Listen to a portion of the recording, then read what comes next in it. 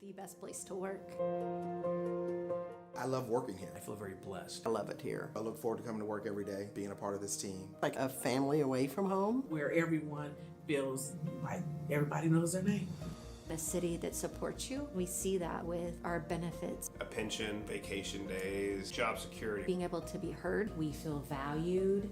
We feel respected. Lee Summit is a very progressive city. It's growing, it's thriving. We have this drive towards not just doing a job, but doing it with a spirit of excellence. I had the opportunity to continue to grow, regardless of 30 plus years doing this kind of work. It's more than just dollars and cents. We're here really to give back. Providing a service to better a community. To go out and serve people. To be a part of something bigger than yourself.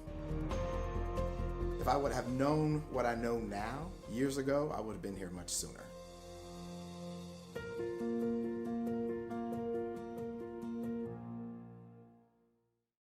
Hello Lee Summit, I'm Jordan. Here's your flash briefing for the week of February 2nd. Take Time to Be Kind Week is February 9th through 14th and is 1 week devoted to random and purposeful acts of kindness throughout the Lee Summit community. Community members, students, and businesses are encouraged to participate, perhaps performing a good deed for a friend, neighbor, or stranger without expecting anything in return. The Human Relations Commission will host activities in the City Hall lobby throughout the week.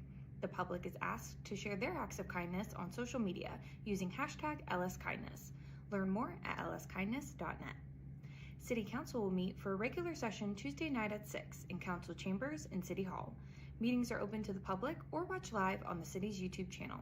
If you can't watch, catch the recorded meeting on demand on the YouTube channel or by subscribing to the Council Debrief newsletter, which breaks down 3 to 4 key agenda items. Subscribe at cityofls.net. And there is still time to get your tickets to the Lee Summit Parks and Recreation February Father-Daughter Dances, but dates are filling up fast, so don't wait to register. Get your tickets at lsparks.net. Thanks for listening and have a great week.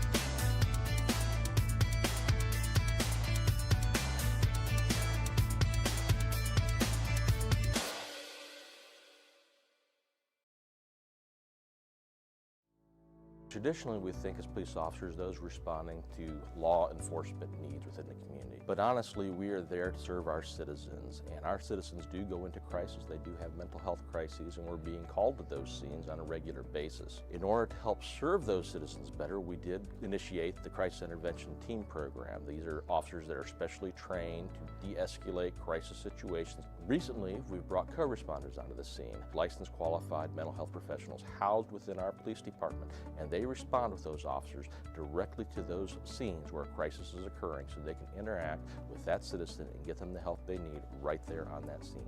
The co-responders are either a bachelor or master level in a behavioral health related field. They wear plain clothes, they don't carry weapons or anything like that.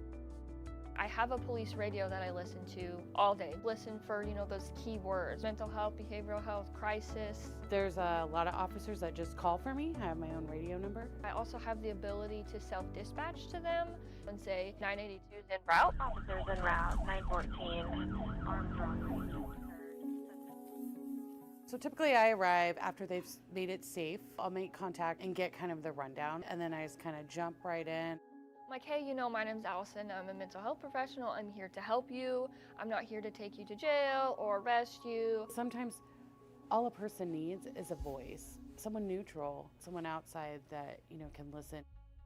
I do a lot of safety planning, including family, their support network, who's close to you. If they're home alone, who can come over and hang out with you today? Can we lock away your sharps? Can we put up your meds? Do you need meds? Can we get you over to the urgent care to get you assessed for your medications? Some of them also are like, oh, I'm so glad you came. This made me feel so much better. Our main goal as co-responders is to, one, get people connected to the services that they need, and also divert from emergency rooms and jails. And they almost get a different view of the police responding. That lets me know you care and the officers care. Please, how can we help you? My husband has... In 2020, we had 722 mental health related calls for service. 2022, by that time, 1,479. These mental health related calls for service are increasing. How we're responding to that is increasing the number of crisis intervention team officers we have available, as well as the number of co-responders we have available to respond on these calls. So what I think is important for the community to know about the co-responder program is that we're here, we exist. All you have to do when you call 911 is ask for us. You know, say, hey, I want a co-responder to respond to this crisis, and we'll go. I was really struggling about 8 years ago on my personal journey with mental health, and I met some amazing social workers and amazing programs that have helped me get to where I am today. I really couldn't see myself doing anything else. We want to help, and that's what we love to do. So I had a client, we got a call, she had some suicidal ideations, and she really felt that she had nobody. And you know, and getting to know her story and getting to know who comes around and sees you, well then we found a support person and they responded immediately. And we made a plan. I called back and checked on her in an hour, and then I checked on her in 2 hours. We were able to get her into the additional services to where she talks to someone every week or more. I just took a person that really just thought they had nobody and nobody would show up for them, and show them you do. And you'll be amazed who is in your corner if you just simply say, I need a little help.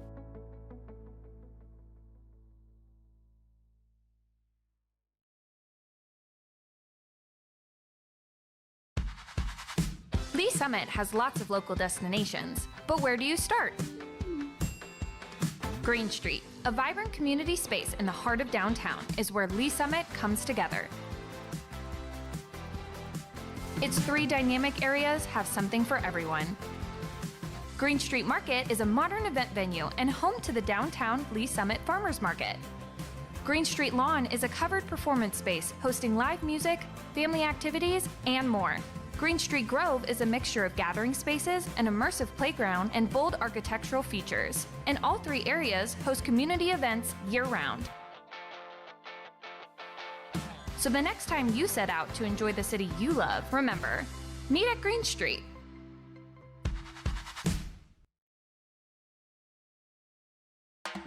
Keeping our city beautiful is a collaborative effort for all citizens. The City of Lee Summit supports these efforts with a set of guidelines or ordinances, and the city's neighborhood services team helps put those guidelines into practice.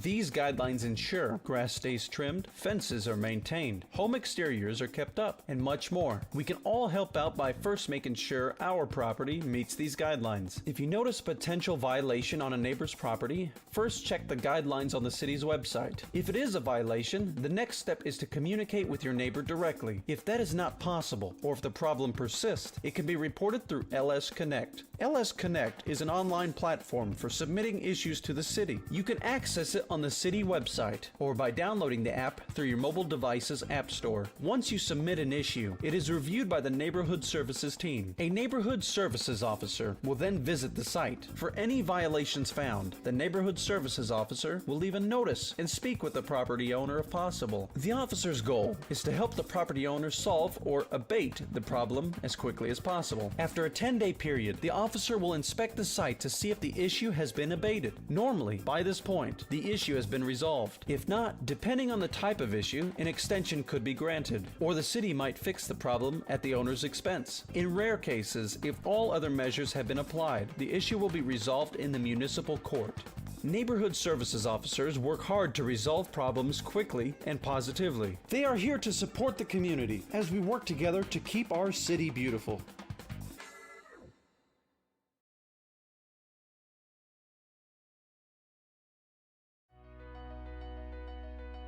I really love living in our historic downtown. I walk my dog around. The shops take her for, they do pub cups at Poppy's, so you can get ice cream with a little dog biscuit in it, which is her favorite thing in the world. My neighbors, we have block parties together. I really like how welcoming and how vibrant it is. It's an amazing place to live. Lee Summit's a really great community. I love living here, and I just wanted to try to find a way to give back. look out for my neighbors, for the community. I've always tried to be involved. Before serving on city council, I used to volunteer with AFS, which is an organization that hosts foreign exchange students. So my husband and I have hosted kids from around the world and then also volunteered with local families and schools. In my professional life, I'm a paralegal, and then in my personal life, I enjoy reading, sewing. I'm a quilter, so I just finished a log cabin quilt that I'm going to send to my aunt out in DC. I can't claim any of our council accomplishments for myself. This is always a team effort. But I am really excited about the farmers market and event space that we have coming in. It's still in the design phases, but I think it's going to be a really beautiful space and it's going to really continue keeping our downtown thriving. It's been in progress for a long time, but I think that people are going to really love it when it's done.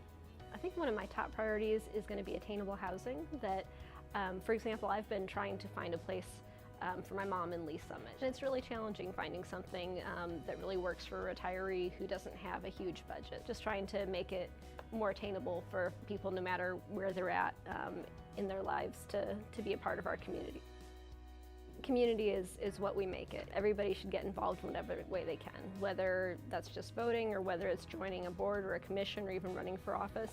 But they say the world is run by those who show up. So get involved however you can and make a difference in the community.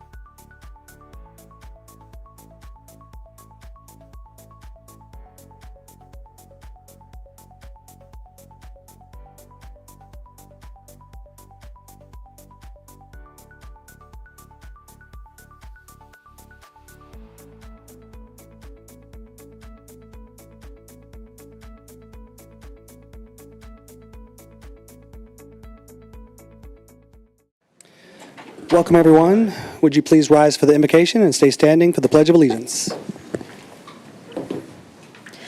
Heavenly Father, thank you for bringing us together today. Help us listen with open hearts and speak with kindness and make choices that truly serve our community. Guide us as we do this work together. In your name we pray. Amen.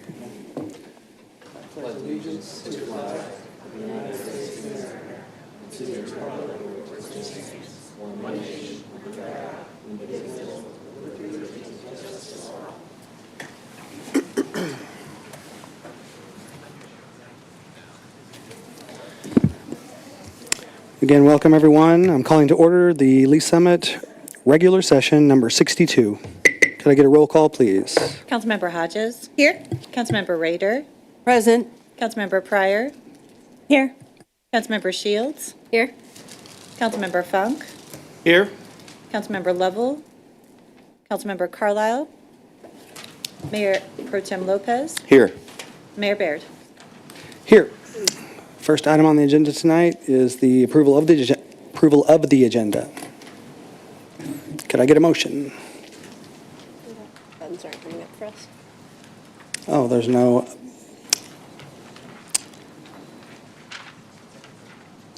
Technical difficulty-wise, Ms. Arcuri Fowler, we are not able to chime in, so go ahead, Councilmember Shields.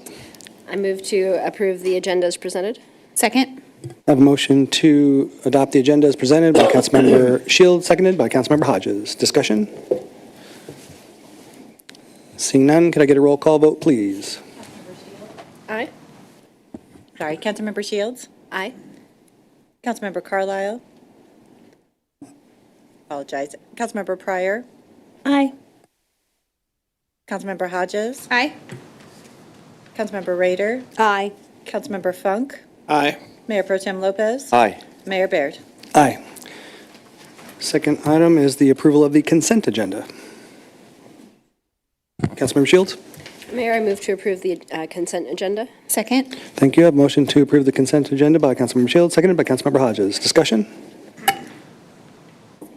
Seeing none, can I get a roll call vote, please? Councilmember Shields. Aye. Councilmember Hodges. Aye. Councilmember Rader. Aye. Councilmember Funk. Aye. Councilmember Pryor. Aye. Mayor Pro Tem Lopez. Aye. Mayor Baird. Aye. Thank you. Next is the council roundtable. Mayor? Councilmember Shields? This Saturday, downtown Lee Summit, we will have the wine walk, and I believe there are still some tickets available if anyone wants to attend that. And I think we're all giving well wishes to Councilmember Hodges, who I believe is going to be out maybe for a couple of meetings at least. All right. Thank you. Anybody else? All right, then we will go into our business for the evening. We have a public hearing, so I'm going to close the regular session and open the public hearing in the matter of agenda item 4A. It's a public hearing for Chapter 100 for Mid-States Warehouse Expansion, 420 Southeast Thompson Drive. Mid-States Distributing LLC is the applicant. Would all those wishing to speak to this matter please rise to be sworn in by the city clerk?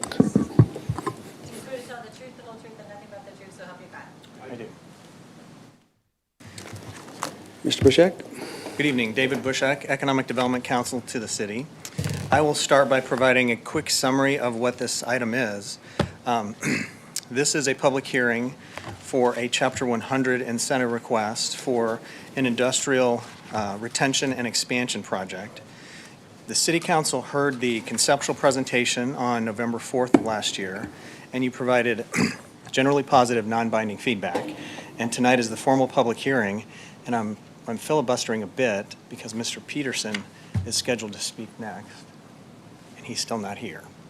So I'm not sure what to do next. You want to do the city side of the presentation? Sure, I can do that. And then we'll have him do his side. I suppose that will work because you have heard this before. So this is without the, I suppose, without the benefit of hearing the developer's presentation so you have a full understanding of the project. And as usual, I focus on the numbers. So I will start by entering into the record the exhibits for the city, which is exhibits 1 through 6 as listed in your meeting packet. Please enter into the record Exhibits 1 through 6. And I will start with a summary, a financial summary of the incentive package, as we usually do. So there's one tool that's being requested for this incentive, and that is Chapter 100. There's 3 different components of this incentive request. The first is sales tax exemption on construction materials at the rate of 100%. So what that means is the company would purchase the construction materials for the project on a tax-exempt basis. The benefit to the company is about $500,000, which is a little less than 1% of the total project cost. And then the next 2 components are real and personal property tax abatement. We've talked about this in the past. Real property is the dirt and the buildings constructed on the dirt and anything attached to the building that it's a fixture, meaning it's part of the building. And then personal property is anything inside the building that can be removed if there's a change in tenant, can be carried away, can be unplugged, is not a fixture or an attachment to the structure. Real property tax abatement, they're requesting 75% abatement on the incremental increase in the value of the property. So the current value of the property today will not have any tax abatement associated with it. Only the value that's added to the property, and then 75% of that added value is what the incentive request is, and I'll talk more about that in a moment. Purpose of that is also the same as the first component of the request, to reduce project costs. Benefit to the developer over the time period of the abatement is about $3.5 million, which is 4.5% of the total project cost. Then personal property tax abatement, the request is 50% abatement for 5 years in 3 installments. The company is going to be purchasing large purchases of equipment totaling $25 million in 3 installments, and each one of those installments will have its own 5-year abatement period. So if you approve this, it'll be 50% abatement on each of those 3 installments of the equipment, and that also is to reduce project costs. Benefit to the developer is about $680,000, which is a little less than 1%. So the total benefit to the developer, if you approve this incentive package, close to an $80 million project, is about 4.7, round up to $4.8 million, which is 6% of the total project costs. Then we go into a slightly more detailed analysis of the incentive request, starting with a timeline summary. And so this is just repeating a bit of what I just said. During the construction period, the sales and use tax exemption would apply, so they would be purchasing the construction materials on a tax-exempt basis initially. Then for 5 years after the purchase of each of the new equipment that's used in the structure in 3 installments, they will have 5 years abatement for each of those. And then the real property tax abatement lasts for 10 years, and I said at 75%. As we discussed during the conceptual presentation, if you were to ask the question, what's the percentage of abatement, both the current value and the new value added together, so all in, when the project's completely constructed, new buildings in place, everything's finished, what is the full abatement on the entirety of the property? And that's the second number that I included just as a point of comparison, 44%. So it's 75% abatement on just the increased value. We're not abating any of the current value of the property, and so when you factor both of those things together, it's effectively about a 44% abatement for the property as a whole for that 10-year period.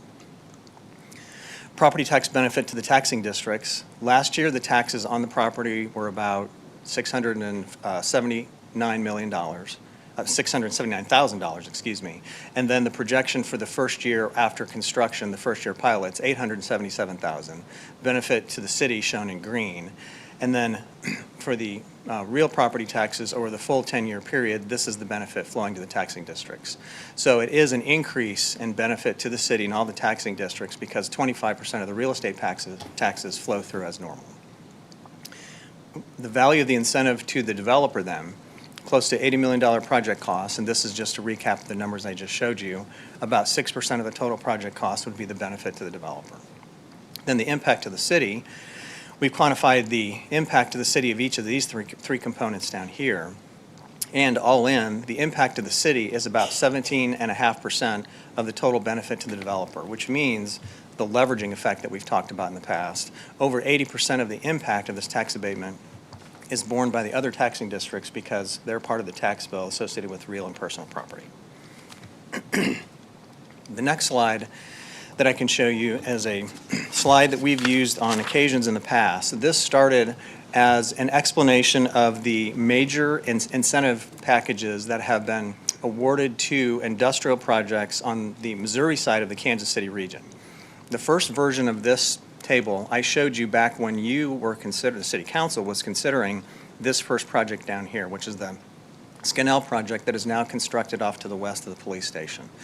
All of the projects that are in white were included on that initial list that the City Council saw. And then over time, as additional projects have been approved by the city, by Lee Summit and other cities, we've added those. So the yellow projects are other industrial projects that we've added to this list as the list has grown. And the green are the projects that this City Council has approved for industrial projects. So we've got the Skinnell project. There's a Rega Pasta project, which was initially approved but has not been implemented. The LS Industrial project, which has now effectively been absorbed into the East Village project that Drake is undertaking south of the Costco on the east side of 291 South. Ward Development, the Town Center Industrial, that is under construction. The Reinhardt Food Service, I would say this project tonight that you're considering is probably most similar to the Reinhardt Food Service, where they did an expansion of an existing facility, and you provided 10 years of abatement in the amount of 84%. That 84%, this is an interesting, kind of interesting footnote to this discussion, their original request was 75% abatement plus personal property abatement also, like you're considering tonight. And it was the LCRA board that recommended eliminate the personal property tax abatement, just roll it into the real property tax abatement. So that's why you see a somewhat odd number of 84% to achieve the financial benefit that Reinhardt was looking for, and that's what the City Council approved. And then K&R Wholesale was another industrial project. And so we get to the summary of all of these projects. So this is not just the Lee Summit projects, but this is all of the projects on this table. The summary is the average abatement period is about 19 years. The average abatement exceeds 90% typically during the first 10 years, and it's about 50% in years 11 through 20. And that's a summary of these industrial projects. The other thing that I will mention when it comes to your consideration of industrial projects, incentives that you have provided all fall into three basic buckets: residential, commercial, and industrial. And often you see mixed-use projects like residential and commercial together. When you are evaluating a residential or a commercial project, we typically just look inside the boundaries of the city as a point of comparison. But industrial projects are more regional in nature, and as we've discussed on many occasions in the past, Lee Summit is effectively competing with other neighboring communities to secure large-scale industrial projects. So the equation is a bit different with industrial. There's regional competition.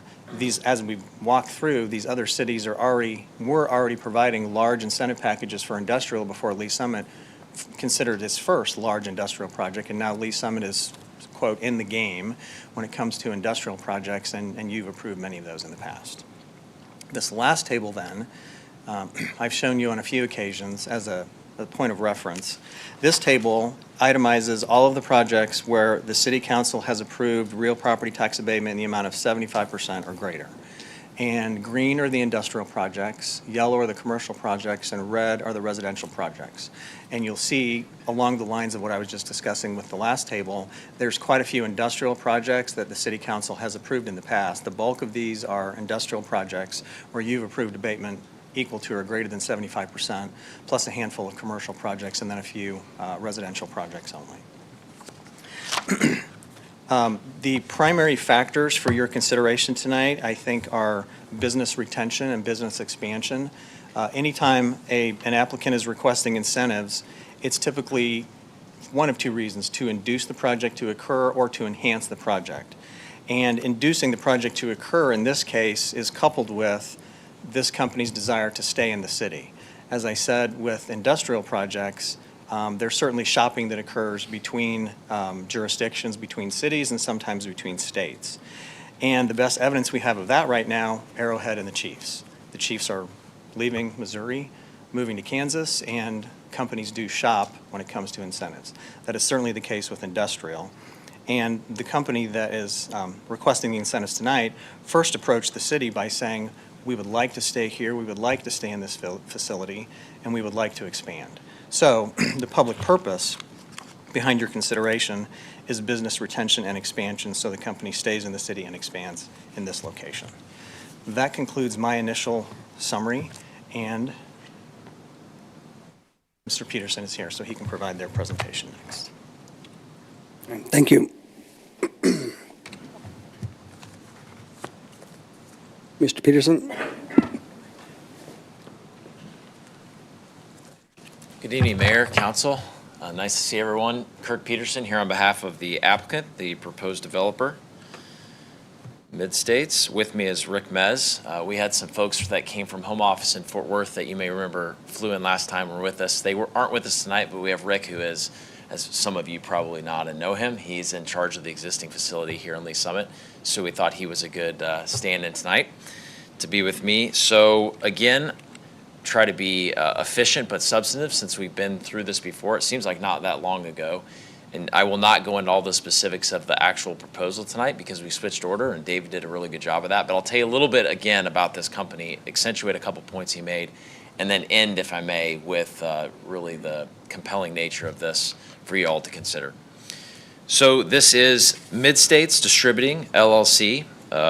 Some of you may have known about them before 2019, but I bet most not.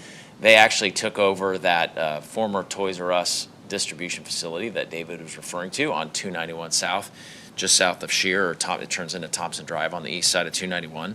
So they came onto the scene and put in a solid investment to bring a lot of employees there and get that up and going as a distribution center. As I mentioned, they're based in Fort Worth, Texas. They have over 700 retail stores for farm and home business that they supply across the country. And they have 29 different owners. Each of them are these family businesses that own those retail stores. You may remember when we were together, whatever it was, maybe a couple months ago, we actually had one of the Missouri owners here that was sitting in the audience reminding us how important this is to keep this in Missouri. So just a map of the stores so you can get a sense. These are the stores that are distributed out of this facility.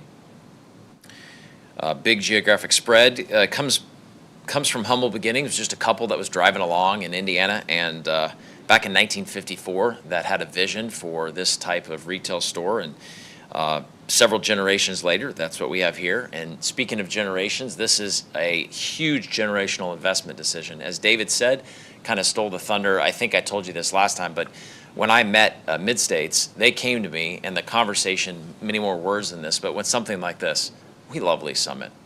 They've been good to us. This has been really good since 2019. We have a major problem. We have got to supply more of our stores. We need more volume. We either have to be here or we have to be somewhere else. And I asked him for permission to say this back when there was a lot of pressure. If you look at the map, they're doing a ton of expansion to the west. And there were some places west of the Midwest that was vying for this facility to be there. But because of the nice conceptual presentation where he presented all this and the informal feedback we got, they have doubled down and want to do this deal here and make this expansion. So in my opinion, this is what public incentives are for, to be able to retain and grow and thrive a business here in Lee Summit. Back to a slide here. This is the current facility. It's quite large, 650,000 feet. A couple stats about it: 66,000 pallet racks, 104 dock doors, miles of conveyor systems inside, and importantly, 165 employees that are at the facility today. The proposed project, as David alluded to, is to take that existing building, which is on the bottom part of your screen, and expand it, build onto it with almost another 500,000 square feet into the property you see outlined in yellow. There would be approximately 90 new jobs that would come along with this expansion. That's conservative because they don't want to overstate. It'll be more over time, but 90 new jobs initially, and we'll retain this operation here in Lee Summit. I will skip, but of course be here for questions, any of the details David went over about the actual public-private partnership that can make this happen. And I'll go to the end, which is just talking about the value proposition. That is, why should the elected officials find that this is something in the best interest of the citizens of Lee Summit. So one is always going to the city's policy. This is a specific area of targeted investment that, as you can see on the screen, and this is the 291 South specifically targeted planning area that the red arrow indicates. There is a lot of construction spending here, some $55 million overall capital investments. Mid-States has focused on the use of local professionals thus far in the design and development, and plans to do the same thing with their construction. In terms of job creation, as I said, we're not only retaining the 165 jobs that are here today, but also planning to hire initially another 90 jobs across all positions. That's management down to the important warehouse workers and everything in between. And as we've talked about many times, we all know this, it's important to keep restating it though, job creation has lots of positive local impacts. We talk about the multiplier effect, the effect that it has on other businesses and workers in other businesses, and just the overall local economy. We have the table on the screen. You can see here that for this type, the red arrow indicates for this type of spending, there's actually an additional this 90 jobs that we'll create, as I said, will generate another approximately 42 additional jobs through the multiplier effect, and an additional $19 million in overall economic output. So again, it's a ripple, throwing a rock in a pond and seeing the additional impacts it has on the local economy. In terms of tax and fee generation, the Chapter 100, as David said, will generate a lot of property tax. Today, we're at approximately at $250 overall per year for the land that we'd be expanding into. And over the 10-year Chapter 100 that's proposed for real property, the annual new taxes would be in the $150,000 to $165,000 a year. And during the 10-year period after that Chapter 100, it would total during that 10-year period about $7.2 million in real property tax, over $1 million to the city specifically. We'd have excise tax that staff estimated around $100,000. We'd have park impact fees of about $100,000. So a lot of revenue generation associated with this project moving forward. I wanted to end as I did the conceptual with the timeline, because I asked the same question, you know, if this is to be supported tonight after this public hearing, and eventually a second reading, what happens? That means this project moves forward. That means that that yellow land that was highlighted would be purchased here in the mid-spring, and Mid-States would go straight into the construction process. They would work on, I didn't go into it in detail tonight, but the conceptual, I talked about all the personal property they need to put in, both the existing facility for conveyor systems and other equipment. They would move right into that in the spring, and then by, we hope, in mid-2027, we would be full up and running and bringing those jobs to the city. And that's just, again, a visual of the overall timeline. So this is meaningful, what you're considering tonight. This makes this project possible. And I'd love to answer any questions that any of you might have about it. Thank you, Mayor. Okay, thank you. Any questions for staff or the applicant? Councilmember Shields. Thank you, Mayor.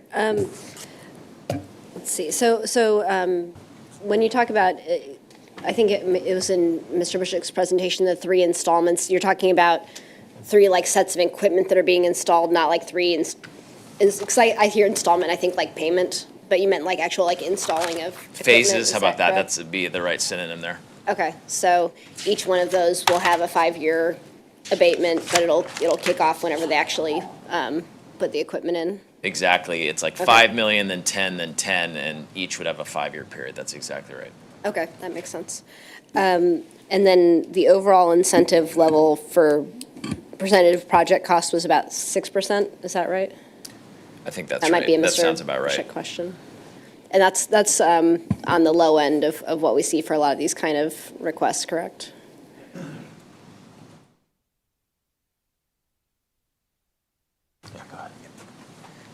Yeah, so the range of incentives that the city council has typically provided is between 5 and 25%. There's another table which I didn't show you, even more data. It's the one that's the full wall of data, going itemizing all of the incentives that the city council has approved going back to the year 2000. The range is between 5 and 25%, with some outliers being a bit lower and some being a bit higher. And this is definitely at the lower end of that range. It's at 6%, with that's almost near the bottom of the range that the city council's approved in the past. Okay.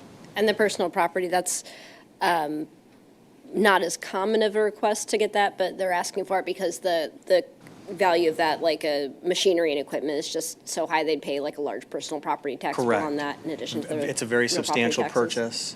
If you ever have the chance to tour the facility, I would recommend it. The shelving and the conveyor belt system and machinery, it's pretty amazing inside the structure. It is substantial, and they're planning to upgrade that. Right, and they tax, and like how your car is taxed as personal property, it's taxed as personal property as opposed to real property. So they're just asking for an abatement on that bill in addition, right? That's right. Okay. And then the multiplier effect that they talked about, the idea there is because they're creating new manufacturing jobs, those folks are going to go out and spend money in the community, and that's going to create demand for grocery stores and hair salons and all that kind of, like those are the additional 40-some jobs they talked about being created in the community.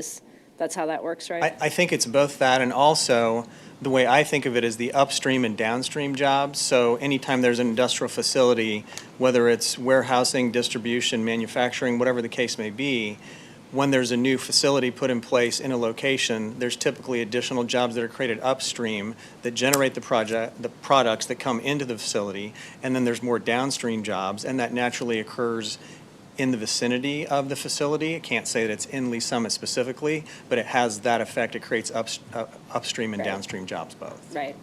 So the people who are going to supply everything to that facility, and then all the places they're going to go and eat lunch on their lunch break and stuff like that, right? Correct. It just generates additional, we hope, and it's just a positive cycle in the community. Right, has a positive effect outside the boundaries of this project to local commerce, restaurants, shopping, et cetera, yes. Okay, I think those are all my questions. Thank you, Mayor. Thank you. Other questions?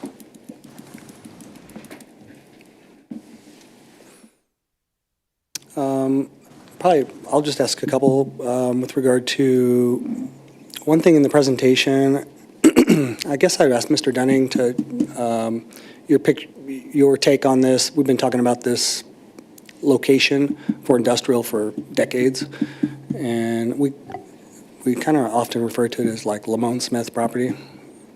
Yeah, Lamone Smith Rail Center. Yep. So they've been wanting to, economic development community has been wanting this area to develop quite some time for this type of this type of use. Thank you. That's correct. Yes. It's Okay. been on the out there for quite some time. That's an accurate statement. Okay. And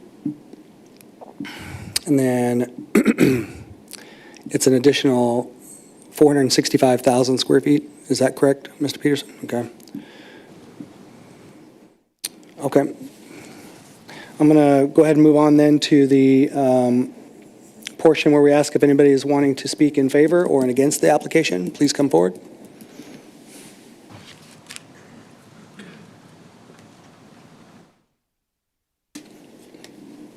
Scott Shepard, Lee Summit resident.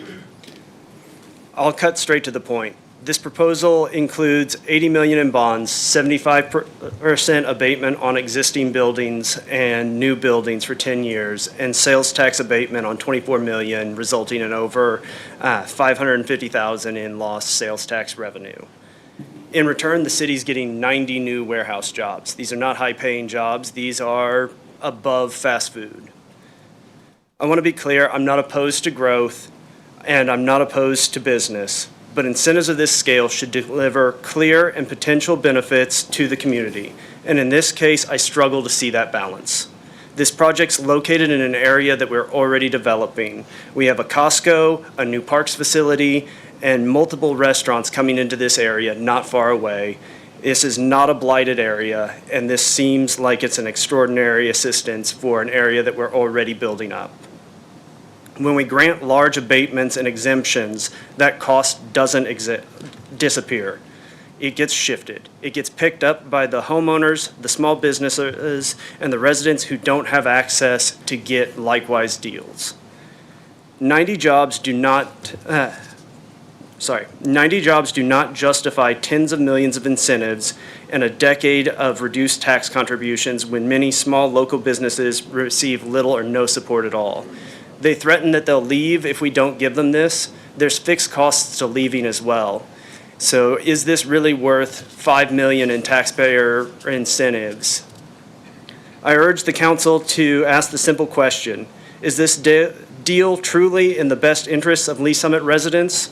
If the answer isn't clear and confident yes, then we should be willing to say no. Thank you for your time and your opportunity to speak tonight. Thank you. Okay. Ms. Giddings, yep.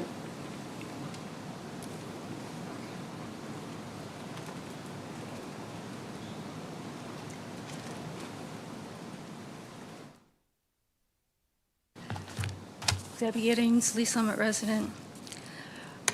I'm going to reiterate some of the things he talked about, but also some additional ones. The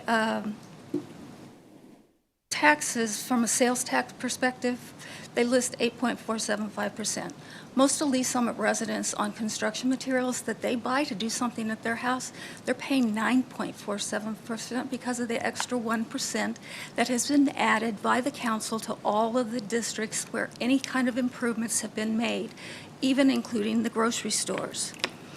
When it comes to the exemptions for the property tax, personal property tax, as well as actual property tax, you all talk about what's happening to Lee Summit's property tax. What about the zoo? What about the libraries? What about the colleges? There's a lot of things, the mental health, there's a lot of things besides just what happens to the city when this is done.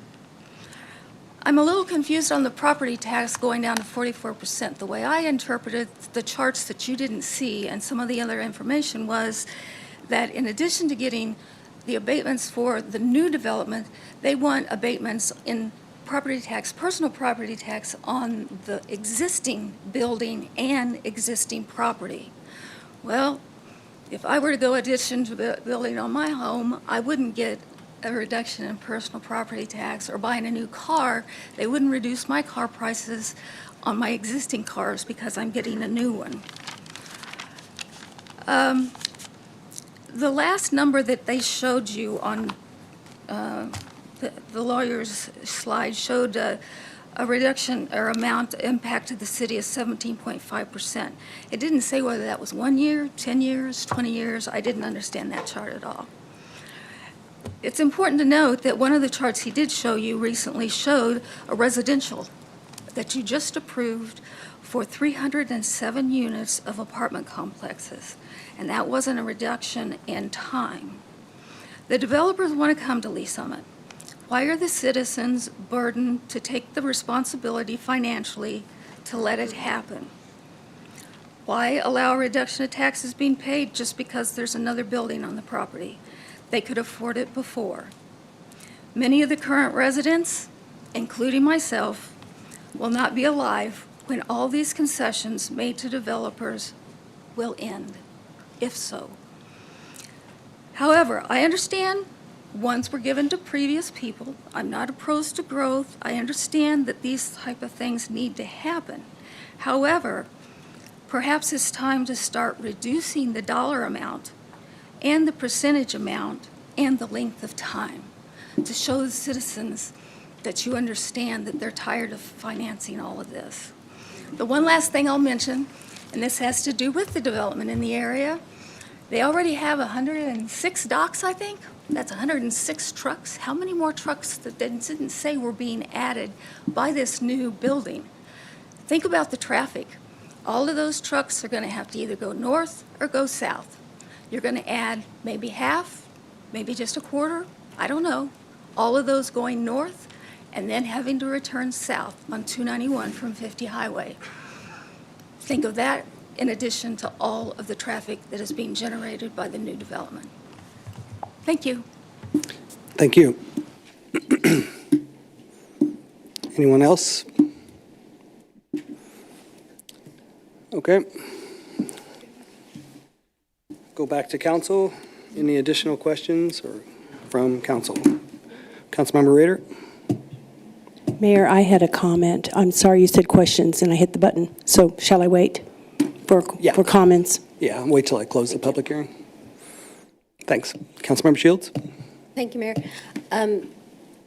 Just since it seems like there might be a little bit of misunderstanding with the public, could Mr. Bishop come up and clarify the property that's already built up and the personal property, the equipment that's already in the facility, they're not getting any abatement on that, correct? That tax bill stays the same? And Yes. then it's the additional property where they're building on that they'll get a tax break on that for a certain number of years, correct? That is correct, but with one footnote dealing with the equipment. So that's accurate with respect to the property.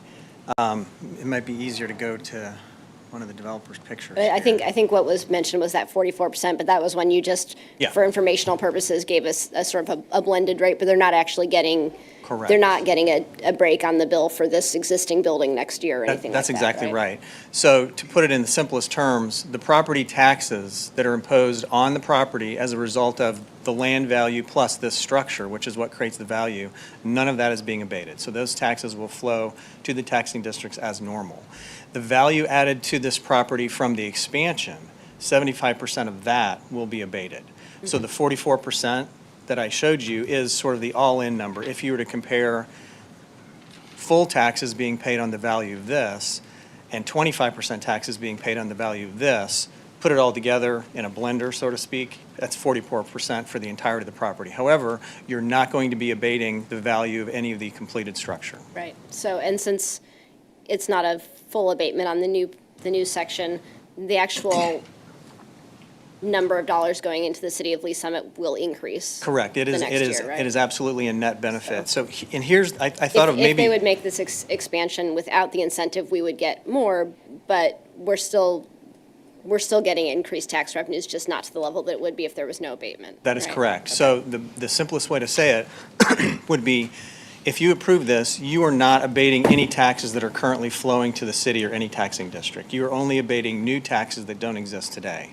And here's maybe a slightly better way to explain it so the public can understand. I'll set aside the numbers and I'll just talk kind of big picture here. The cost-benefit analysis that's sent to the taxing districts with the plan, which goes out in the notice that was in the exhibits that I entered into the record, the cost-benefit analysis really gives us 3 snapshots, and this might help everybody understand a little better. The 3 snapshots are, today, what's the data set associated with the property taxes that are being generated by the property today, the existing facility. The second snapshot, for purposes of having a data, is what does the project look like if you don't have any abatement? So what does it look like if you build this and it pays all of the taxes? We have that data set. That's snapshot number 2. And then snapshot number 3 is, what does the project look like if you do provide the incentives that they're requesting, and then you compare those numbers, and that's all the numbers I've already talked through. So the way to think about it, I was thinking about this morning, actually. Think about those snapshots as actual photographs. Set aside the numbers. So you've got photograph number 1, that's what the property looks like today with this green field up here. Photograph number 2 is this completed project, no incentives. Photograph number 3 is the completed project with the incentives. Here's the important point. What the developer's telling you very politely is, if you don't approve these incentives, we're not going to do this expansion. So you need to be comparing snapshot number 1 versus snapshot number 3.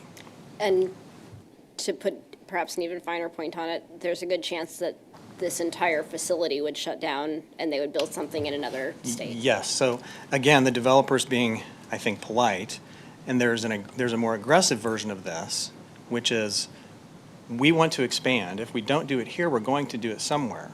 So photograph 0 maybe is same as photograph number 1, but there's no trucks out here and the store has gone dark. Okay.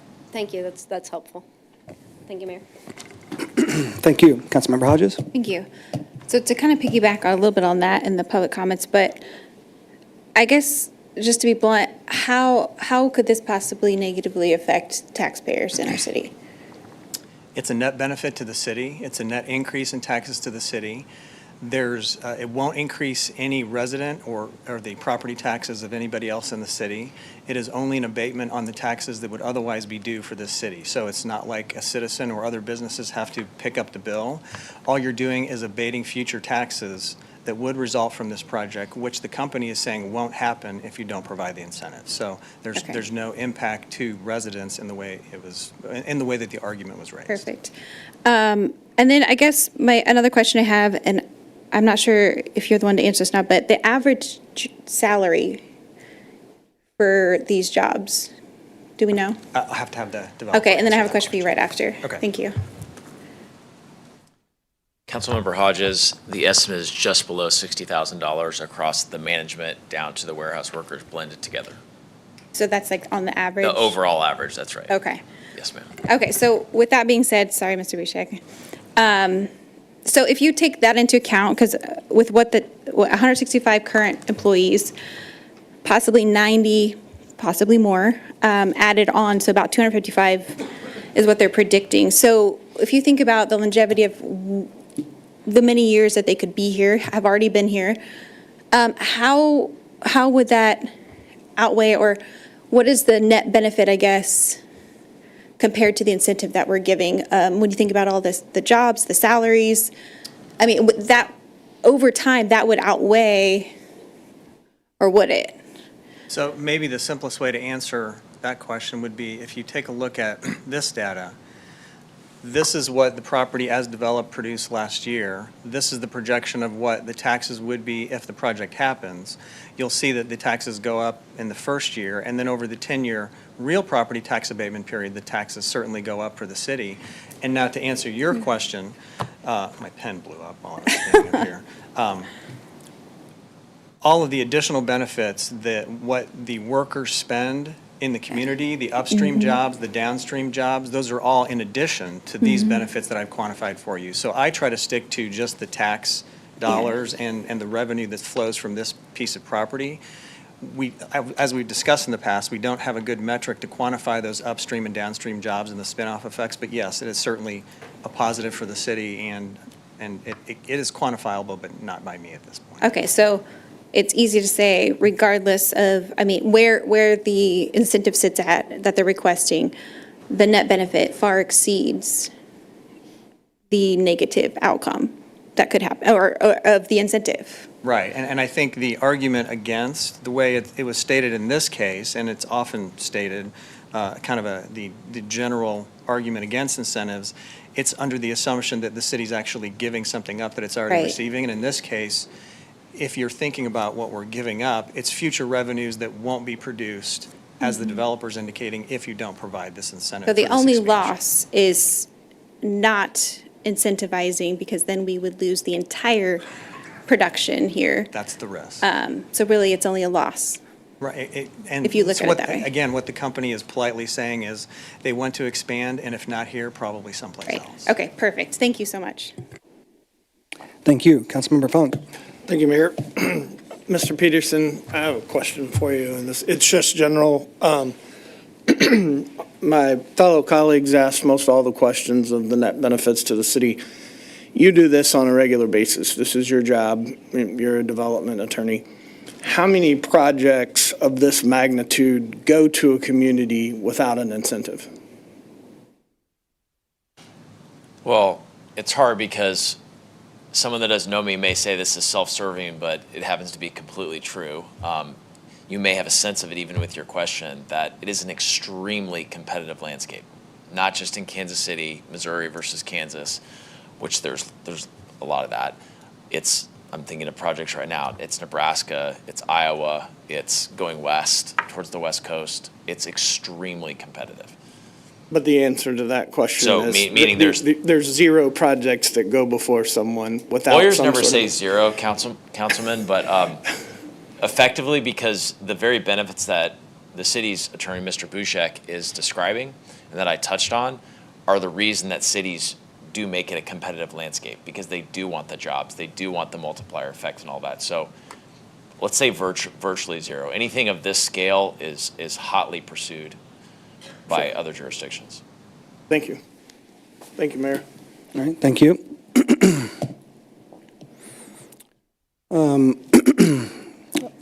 Mr. Bushek, on the retention side, so just because we're talking about it, we've been working together a while now, and at the beginning, 8 years ago, we kept having to scramble the first couple of years when an employer was going to leave the community, possibly.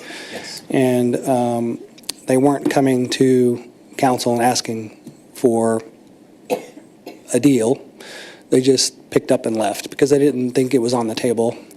And we had to scramble, and we tried to keep a couple of them, but by the time that we could put a plan together, which we did put plans together, we didn't get to implement them. They already had one foot out the door, and they were gone. So can you at least verify that happened numerous times? Yes. And early, at least in my tenure? That has happened. There was one notable case where a company was shopping around, looking to relocate to Kansas.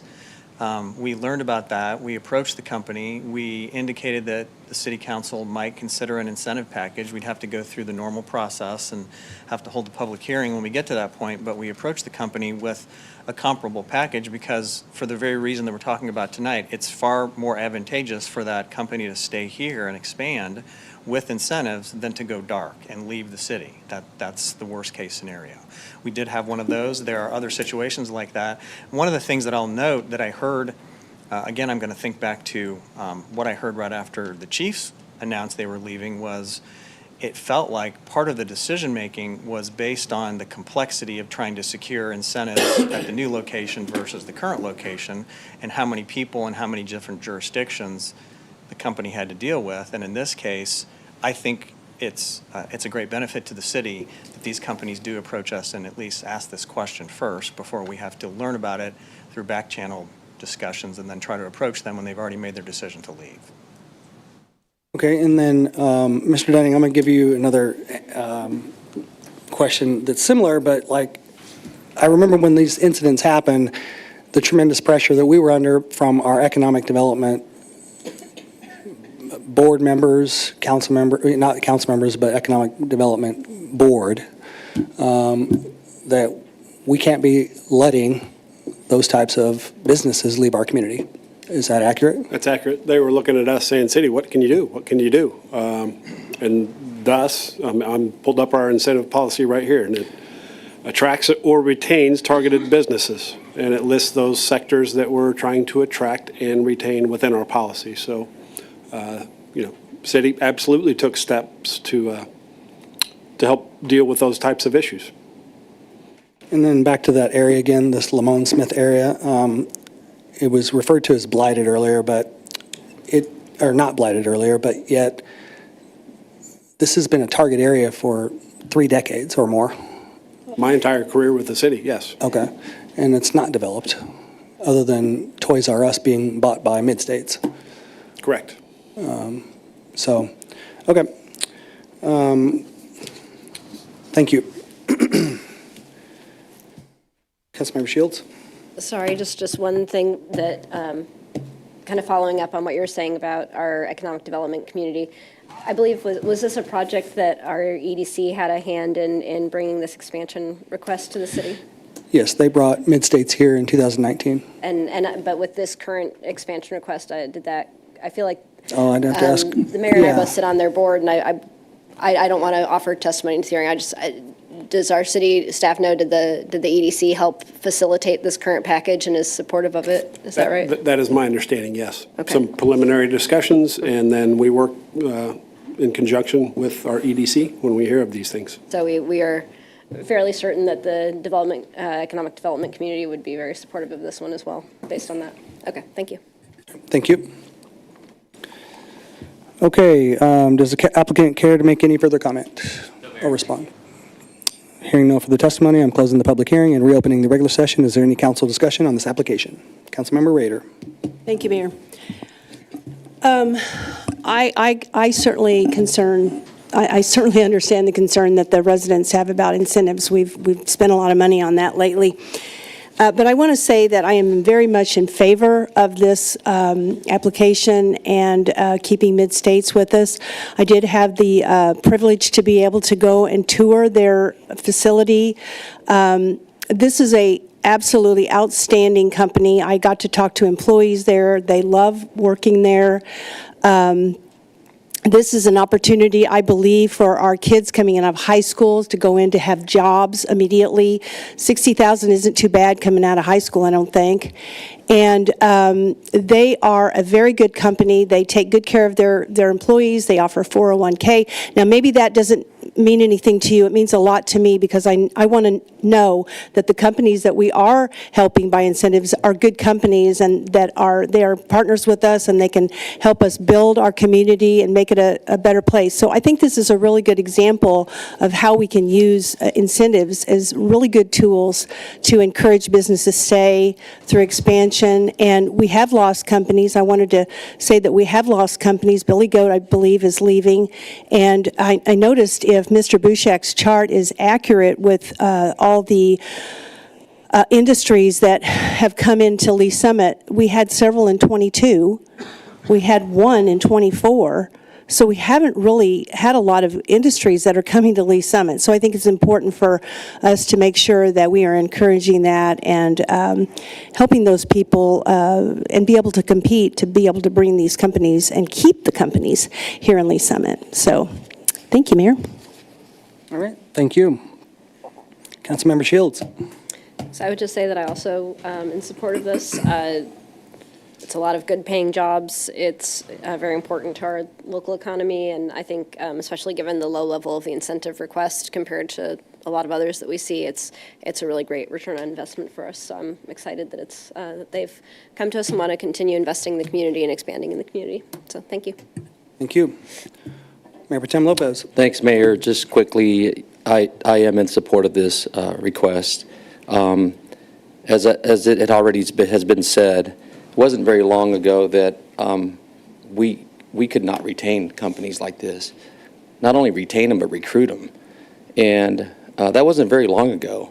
And it's already been stated quite a bit, so I won't repeat all that. But for us to have this opportunity, and it's a net gain in taxes and benefits to the city and to the residents. It's not a burden on our residents at all. I think, to me, makes complete sense. It's very logical. And you know, as far as, again, not too long ago, we did not have any spec light industrial buildings in Lee Summit. And because we've followed these plans, we now have these spec industrial buildings that are creating jobs. We're creating hundreds of jobs, not only with retaining companies like this, but bringing in new industry and new jobs. So I think this is extremely important for us and to protect our tax base, and that's what this project is doing. And I appreciate Mid-States, again, investing in our community. So thank you. That's it, Mayor. Thank you. Thank you. Councilmember Funk. Thank you, Mayor. I, too, had the opportunity to see Mid-States operation, and it's not a typical warehouse operation. This is a pretty cool automated facility, the way it functions and the way it moves. And knowing that they had many opportunities to go somewhere else outside our city and leaving the old Toys R Us building vacant, I think this is a great opportunity for us. This is what our incentive program is about, to help these people expand and retain and grow and do all the cool things in the industry. So I am in support of this project. Thank you, Mayor. Thank you. Councilmember Pryor.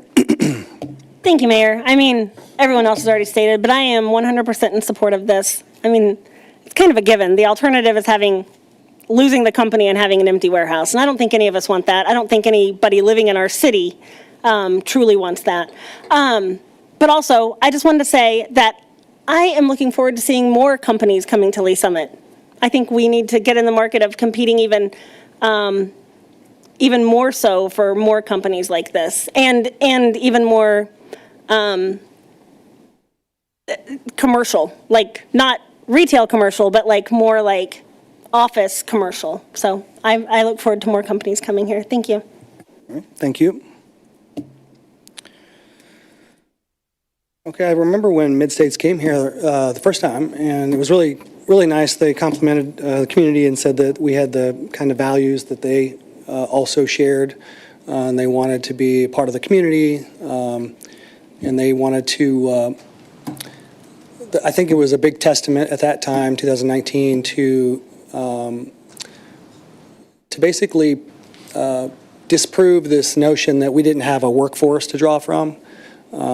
That was a big deal to us. It's like it was said, well, we can't develop this area because we don't have a workforce to draw from. And so obviously Mid-States is wanting to expand and reinvest, and they like our workforce. So I also am in support because the multiplier effect, the jobs, the more jobs it'll create, the economic activity and more will be a strong rate of return for our community. So I'll be voting in support of this.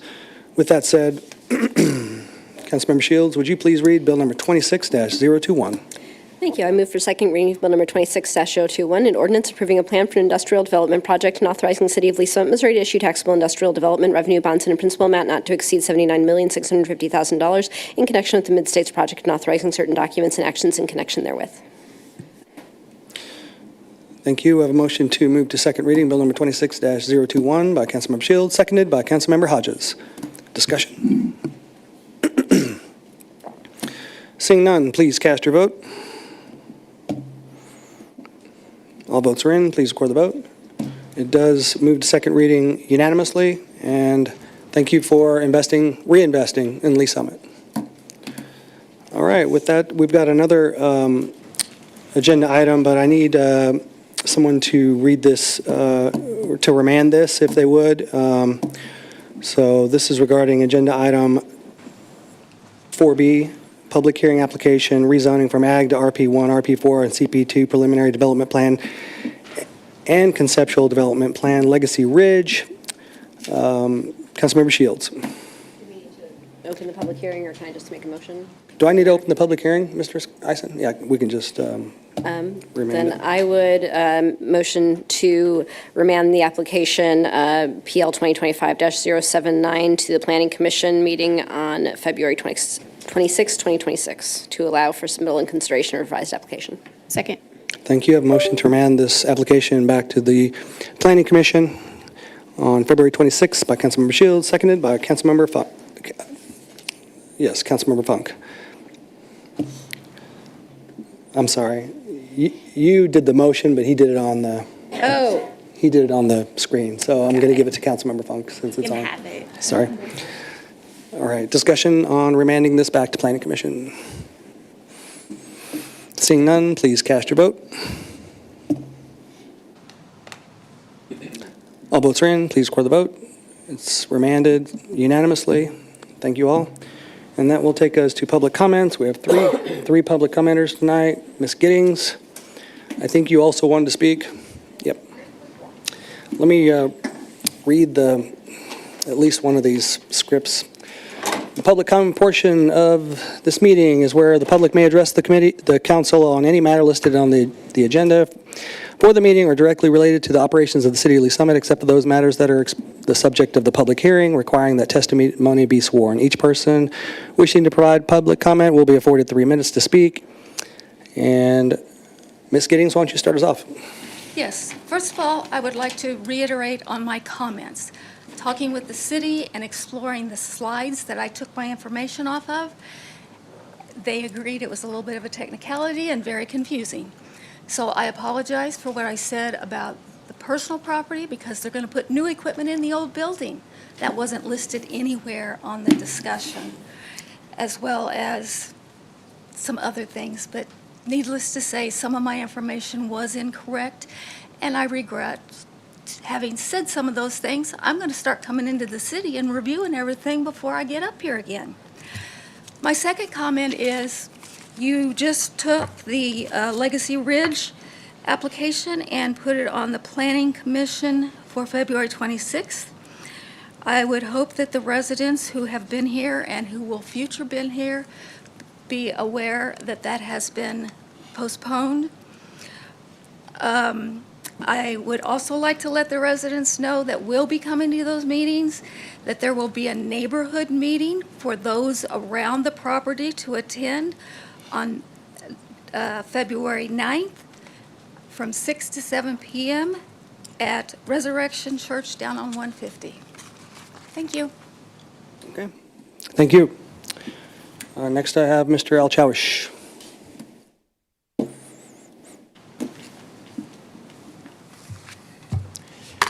Three weeks ago, I raised concerns about the mayor's business ties with Drake Development, a firm that has received approval for over $200 million in taxpayer subsidies since 2019. And beyond a few snide and dismissive remarks following my statements, the silence from behind the dais has been deafening. And now, public records from the Jackson County Recorder of Deeds reveal a key detail that the mayor failed to disclose. Apparently, a substantial federal tax lien of around $115,000 for unpaid IRS back taxes was placed on the building around the time of the sale. So, Bill, when Drake Development purchased this building from you, it effectively bailed you out of that debt. Now, you described this as a routine transaction.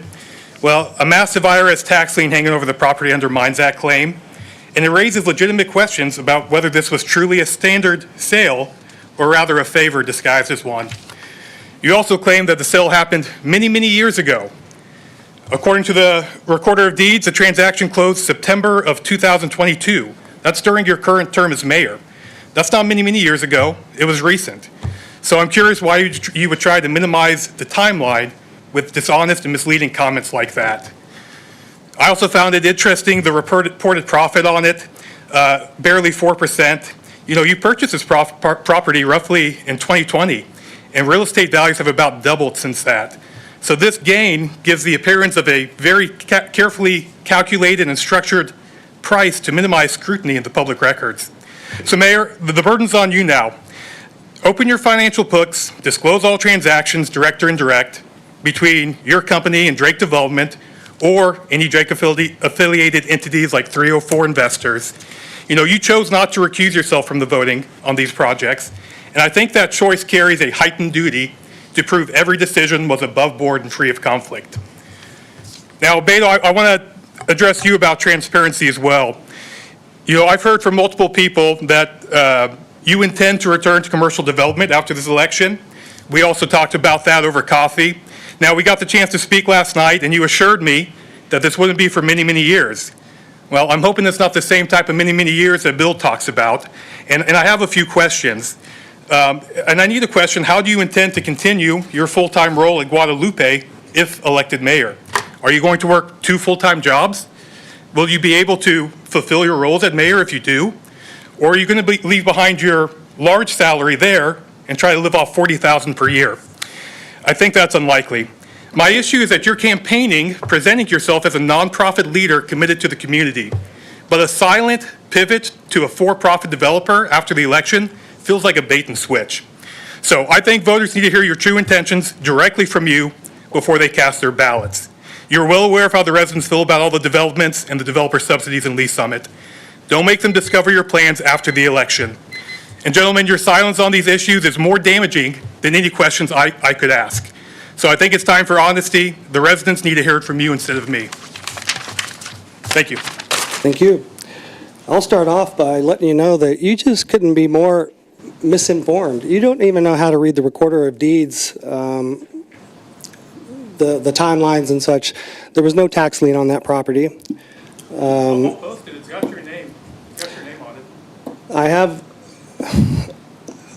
listen, I've been upfront. There was a sale. I was a small owner in that at less than 20%.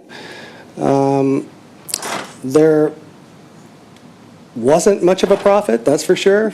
It was bought long before 2020. I don't know where that comes from. Just all your facts are wrong, sir.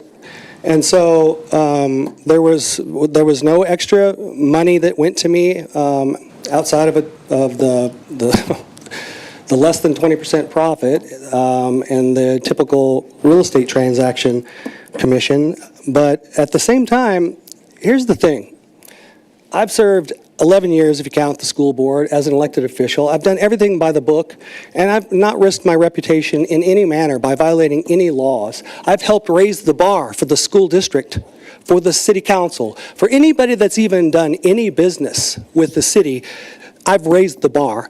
When you talk about accountability, I have held people accountable. I have held organizations, individuals, and more accountable. I did it by providing documentation and proof of, the fact that we needed to save money. I have weeded out corruption at the school district. I have by saving us millions of dollars. I put all of those dollars, anytime we save money, back into the teachers, the police officers, the firefighters, the employees, and more. I have done all of this. You, sir, have put yourself in a position where you're running on the coattails of me by just simply trying to get more visuals for your Facebook page, which is really a fake news Facebook page. And yes, sir, it is okay for me to use my First Amendment rights to also talk about you. Who is paying you to come up here and create chaos and make false accusations against good people? And you've made them against many of us. And I'm going to tell you, I wonder if you're going to disclose those things on your Missouri ethics form, because you're required to, sir. And I have reported all of mine, and I have a lot of stuff out there on the records. I've never been super successful in the financial world. I've been more successful as mayor doing things up here and doing good for the community. And I have sacrificed, believe me, when I have sacrificed the greatest income producing years of my life on this dais. So you, sir, need to do more homework, and you need to find your own voice and tell the story that you think is going to get you into office, because I can assure you, I can defend everything. Everything you're talking about, I can defend. I can go on the record, and I will. I can. But no, I'm not necessarily going to show my tax records, because quite honest, I wouldn't be too proud of them because I haven't made that much money. It wouldn't be that much of a pride factor thing for me as far as, hey, look how much money I've made, good or bad. It's just, I've survived. So my legacy is up here, and you, sir, will not be able to take it down with you. Your 15 minutes of fame is almost up. Would you like a response? Mayor. No, sir. Mayor Pro Tem Lopez. Thank you, Mayor. You know, for 8 years, I've taken 100% pride in being ethical and transparent the entire time that I've been up here on this dais. Never once have I ever used this dais representing the public, the citizens, the residents of this city for campaign purposes. And I live my life by the highest ethics and transparency. And you use public comments, which I think is distasteful and unethical, for you being an elected candidate to come up here and make slanderous comments about any one of us. And I hope the public is watching, because making slanderous comments about individuals, that there's public records that show everything about us, what we do, full transparency as far as our IRS records, our ethics and how we vote. All that's public information. For you to come up during public comments, I think that's misuse and gross misuse of taxpayer time and the residents' time. I'm sure you'd like No, I don't need, I'm talking now. I have the floor. I have the floor, right? I respect you. You need to respect us. So if anybody's watching and you listen to that, I'd be careful who you vote for. So thank you. All right. Ms. Vollenweider, you're up.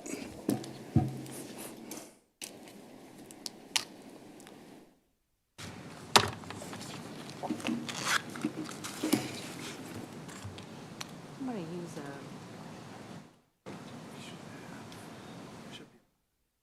Teresa, and any one of those.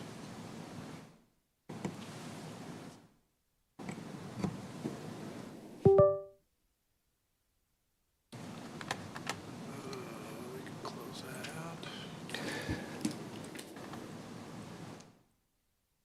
While she's getting prepared, I'll just make another comment.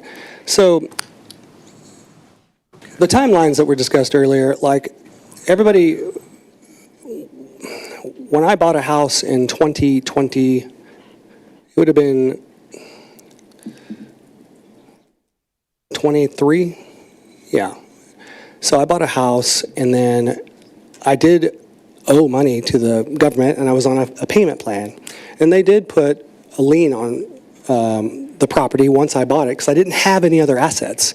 But I took care of that lien. I got it paid off. I emptied my bank accounts to do so, put myself at risk, but I wasn't real proud of that I had a tax lien. But that's what the government does.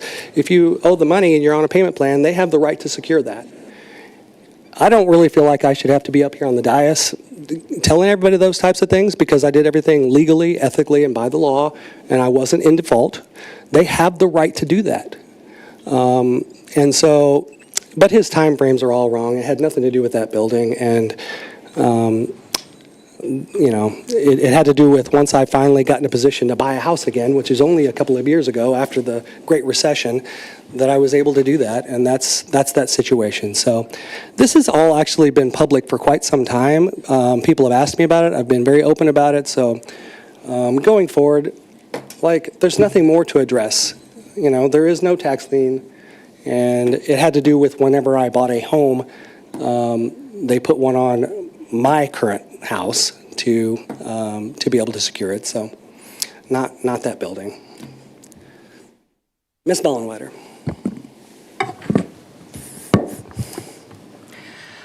Teresa Vollenweider, 5201 Northeast Maybrook Road. I kind kind of put together a little riddle first, so you got should have gotten two things from me. The one that I have up on the screen now, just who do you think did that one? Compared to who do you think did the next one? So this one is the city.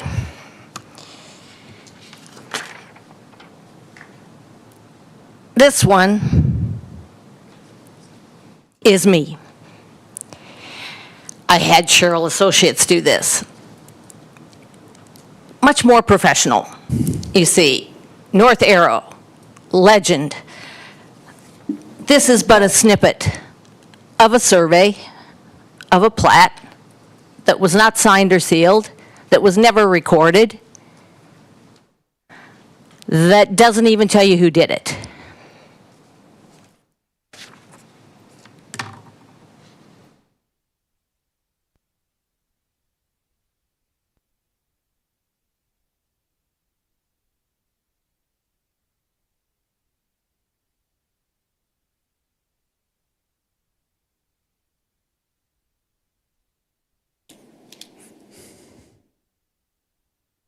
I'm going to go back to that one because I'll just go ahead and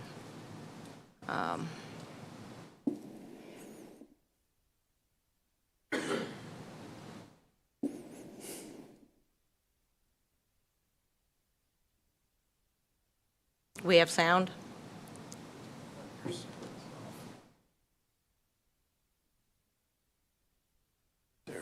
My ring went off and I December 1st, 2022. Hello? Hi, Stephanie. This is Officer Beeman.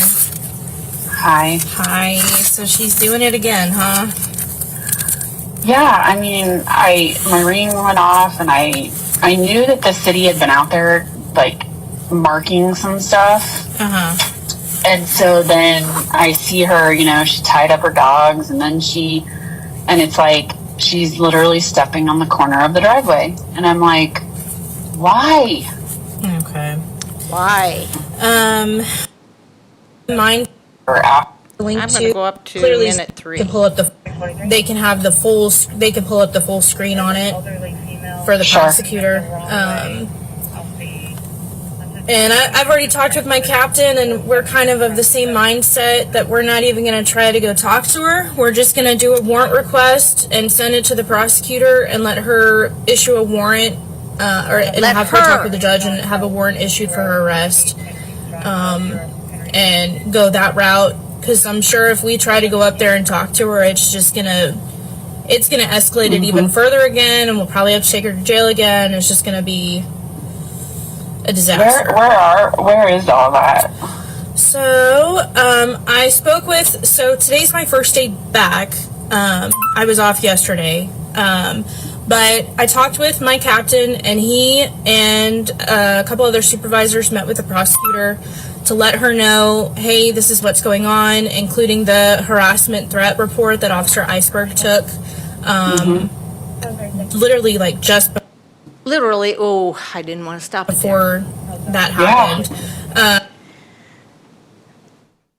So literally just before was Iceberg at the house on the 22nd telling Stephanie Mullins, you know, she owns that land down there where the road is, from down there down to where that dang pin is.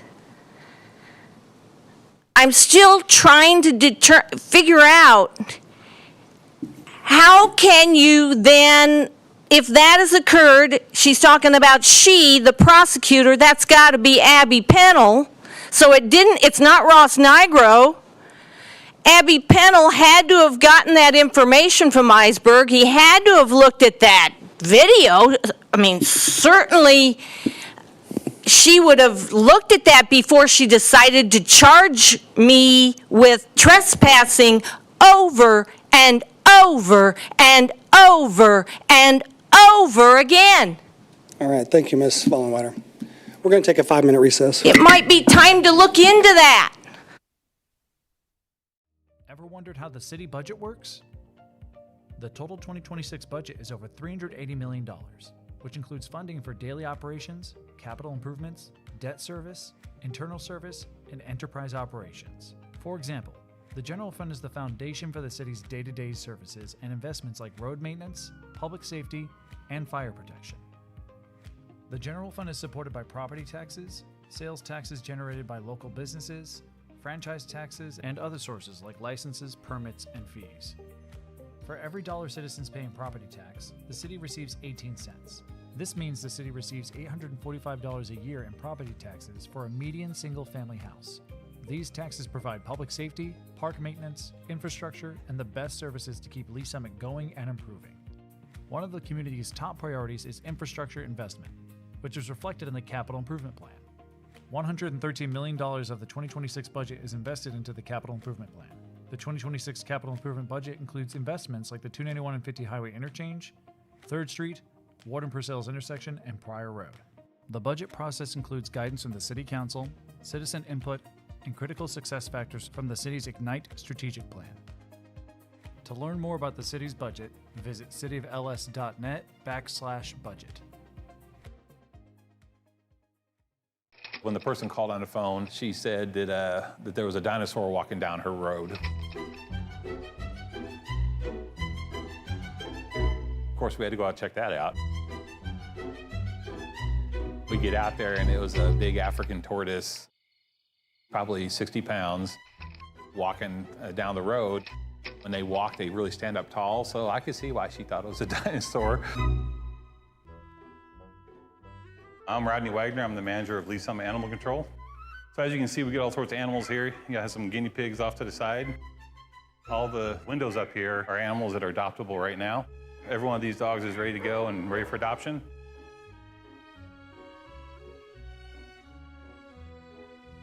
And the same thing with our cats over here.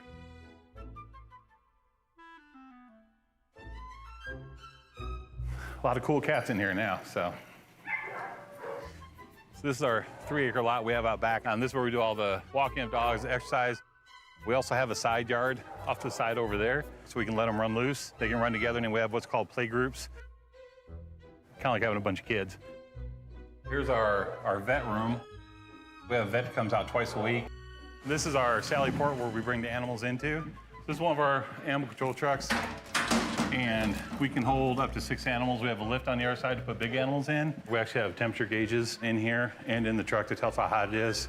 Once it gets to a certain temperature, we bring all the animals back here immediately. So this actually has traps in it, but we do a lot of wildlife trapping. I mean, a lot. So bats, potbelly pigs, horses, cows, emus, a lot of reptiles. We had a citizen one time that had over 200 reptiles in his basement. Caimans and alligators in here that are 4 or 5 feet long. You can't keep those. And people do, and they're surprised when they can't keep them. I'm like, really? You're surprised you can't have an alligator in your house?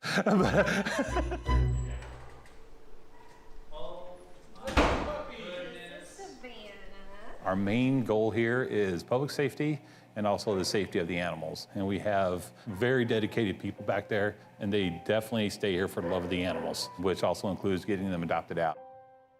We'll have about 4,000 impounded animals a year. Probably about close to 2,000 are dogs and cats. The cats and dogs, when they get impounded here, they go on a 5-day hold, and then after the 5 days, if the owner doesn't show up, then we can put them up for adoption.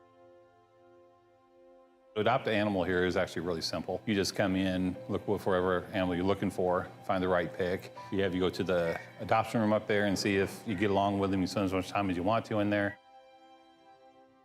From that point on, it's just a matter of making sure they're spay or neutered and all their vaccinations up to par, and they're good to go. We have a very high adoption rate because we try everything in our power to get animals adopted out. We have Heart of America, a Humane Society that we do a lot of adoptions through. And then we also have other groups. We have some people that literally will just look all over the country for somewhere for a dog to go. And we sent dogs up into South Dakota, North Dakota, Washington State. So it's actually, it's a huge united effort to get all these animals home. Tarzan's got lots of energy. Hazel's got a weird meow. Belle, she wants nothing to do with the other cats. She'll kind of get her grumpy face going. And the good thing about the people here is that they get all their friends to get animals too. All of us have probably the limit of all the animals that we can have at home. You know, they are huge animal lovers. If it was up to the people here, we'd have 15 cats running around in here.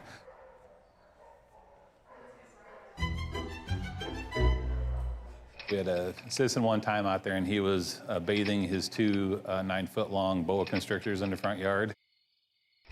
Apparently, I was garnering some attention, and so we went out there and had to have a talk with him about that. Why do I do this job? Oh, dude, I love this job. I grew up on a farm, and taking care of that many animals, you can't help but like animals. This is just like fancy farming. You know, you're just bringing animals in here, taking care of them, and find them homes, and yeah, absolutely animal lover.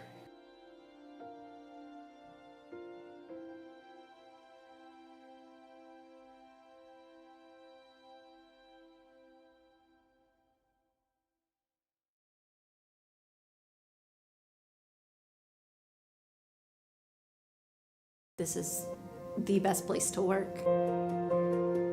I love working here. I feel very blessed. I love it here. I look forward to coming to work every day, being a part of this team. Like a family away from home. Where everyone feels like everybody knows their name. A city that supports you. We see that with our benefits. A pension, vacation days, job security. Being able to be heard. We feel valued.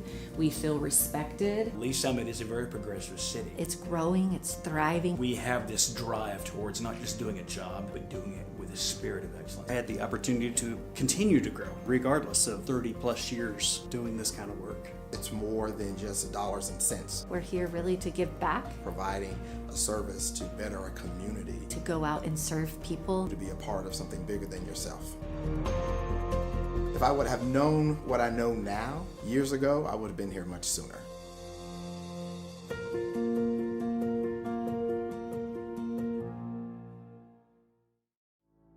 Traditionally, we think as police officers, those responding to law enforcement needs within the community. But honestly, we are there to serve our citizens, and our citizens do go into crisis. They do have mental health crises, and we're being called to those scenes on a regular basis. In order to help serve those citizens better, we did initiate the Crisis Intervention Team Program. These are officers that are specially trained to de-escalate crisis situations. Recently, we've brought co-responders onto the scene, licensed qualified mental health professionals housed within our police department, and they respond with those officers directly to those scenes where a crisis is occurring so they can interact with that citizen and get them the help they need right there on that scene. The co-responders are either a bachelor or master level in a behavioral health related field. They wear plain clothes, they don't carry weapons or anything like that. I have a police radio that I listen to all day. Listen for, those key words, mental health, behavioral health, crisis. There's a lot of officers that just call for me. I have my own radio number. I also have the ability to self-dispatch to them and say 982 is en route. Officers en route, 914, Armstrong. So typically I arrive after they've made it safe. I'll make contact and get kind of the rundown, and then I just kind of jump right in. I'm like, hey, my name's Allison. I'm a mental health professional. I'm here to help you. I'm not here to take you to jail or arrest you. Sometimes all a person needs is a voice, someone neutral, someone outside that, can listen.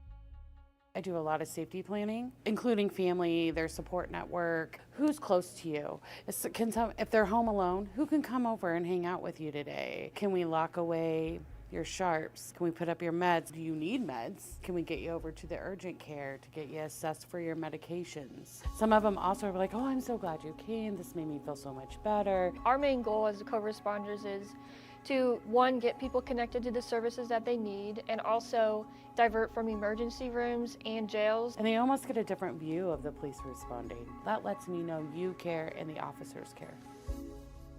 Please have a place. How can I help you? My husband has... In 2020, we had 722 mental health related calls for service. 2022, by that time, 1,479. These mental health related calls for service are increasing. How we're responding to that is increasing the number of crisis intervention team officers we have available, as well as the number of co-responders we have available to respond on these calls. So what I think is important for the community to know about the co-responder program is that we're here, we exist. All you have to do when you call 911 is ask for us. Say, hey, I want a co-responder to respond to this crisis, and we'll go.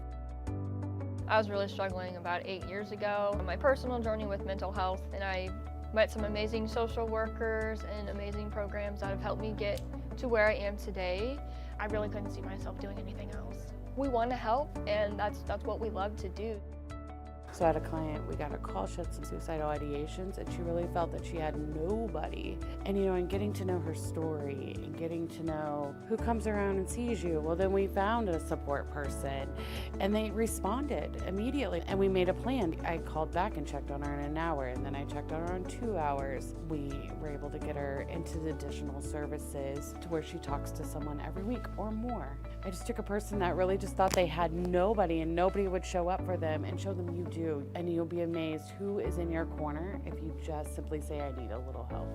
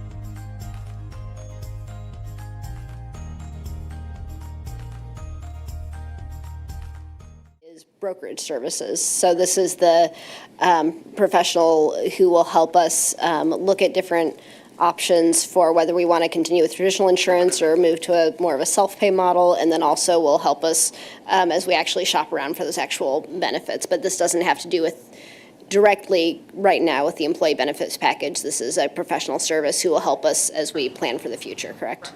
Okay, thank you. Good evening. My name is Rick Cawley. I'm with Alliant Insurance Services, and I'm grateful to be with you tonight.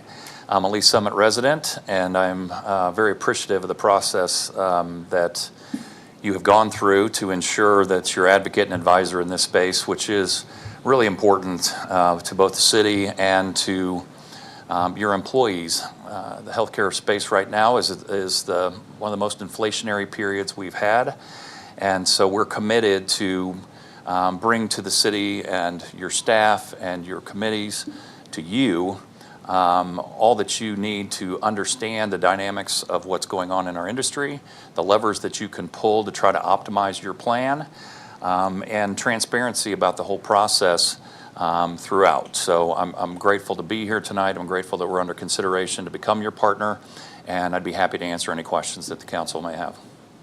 Okay, thank you. Councilmember Shields? Oh, sorry. If I could. Yeah, please. So thank you for being here, and thank you for coming to Finance and Budget Committee. It was really a great presentation yesterday, and we appreciated it. So as kind of we discussed yesterday, sort of the plan right now is that there will be some initial kind of education for the committee or for the council to kind of walk through what the different options are and kind of high-level pros and cons of staying in a traditional model versus moving towards self-insurance with a reinsurance option, that kind of thing. And then with staff, you'll be working, I think it sounds like over the next year or so, on kind of a strategic plan of what some options might be over the next maybe 2 to 3 years as we kind of shift models possibly. That we had seen this year our employee benefits package, the cost to the city jumped by about $2 million. And so that had prompted some discussions at council about maybe needing to look at some different options and how we can contain those costs long-term while still providing the kind of quality benefits that our employees expect. Is that kind of sum everything up about encapsulates right. our conversation very nicely. And a big part of it starts with communication, education, to understand who are the constituents that need to be involved in this process, what your budgeting process and diligence process looks like, and creating a multi-year strategic plan with those folks at the table. And then it's our responsibility to work with your team and execute that plan. And we did talk a lot about communication, both through that process and then also as we go through the benefits year, you talked about how if you see claims coming in higher than expected, that you can kind of start alerting staff and alerting council so that we're not shocked at the end of the year when there's a $2 million premium jump, that we can be kind of seeing the trends and planning and knowing what's coming down the road, right? Well said. On a monthly basis, we will come to you. So at the end of each month, there's a period in which the carriers will report the losses back to us. We will summarize that near the end of each month for the prior month and the prior rolling 12 months. And we'll share with you, here's how your premium are relating to the desired loss ratio of the carrier. Here are trends. So we will every month put a recap on that and share with you if we were to project your renewal right now for 1/1 of 27, here's what we would project the renewal to be. So there should be no surprises along the way. Okay, thank you. I would just say, at the committee, we had really good discussion. I think we all walked away from it feeling really good about this choice of broker and about kind of the prospect of what this would look like over the course of the next year. So I hope the full council is happy with that, because I know this kind of reflects some priorities that we had discussed when we had to do that renewal several months ago. So thank you. Thank you, Mayor. Thank you. I've got to get in the weeds just a little bit, because back in, I think it was September, that we had that meeting, and I'm guessing you probably watched that meeting? I've seen parts of it, and Okay. I've heard a little bit about it, yes. I just want to make sure Mr. Dunning, would you put this on overhead, that you've seen this? That was part of that meeting, so it's public record.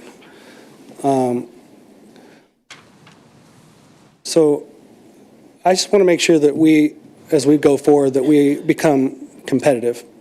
When you look at how much we're paying per employee, because comparing our city to other cities and as far as how much we're paying for health insurance is very, very, very, very complicated because of all these different plans and all these different levers and such that you have in your industry. It took me months and months and months to put this together. Months and months and months, and hours upon hours and weekends and more. And like, when I got to the bottom of it, I'm like, we're just paying too much. We're paying too much because we're fully insured. We're not using any mitigating risk levers to try to figure out how to save money. So I just want to make sure that you know that this is, somehow we have to be able to, in the future, come back to us. It doesn't have to be like this, but in your way, with your expertise, come back to us and say, hey, here's how we become competitive, and here's what other cities are doing, because I know that they're pulling some of these levers, whether it's, HSAs to the pharmacy to whatever. So I guess that's what I'm really looking for. And second, I would say, and I'll just keep going so that I don't have to answer every little thing here, but if you would, Mr. Dunning, can you pull up their scope of services? Or Mr. Yeah.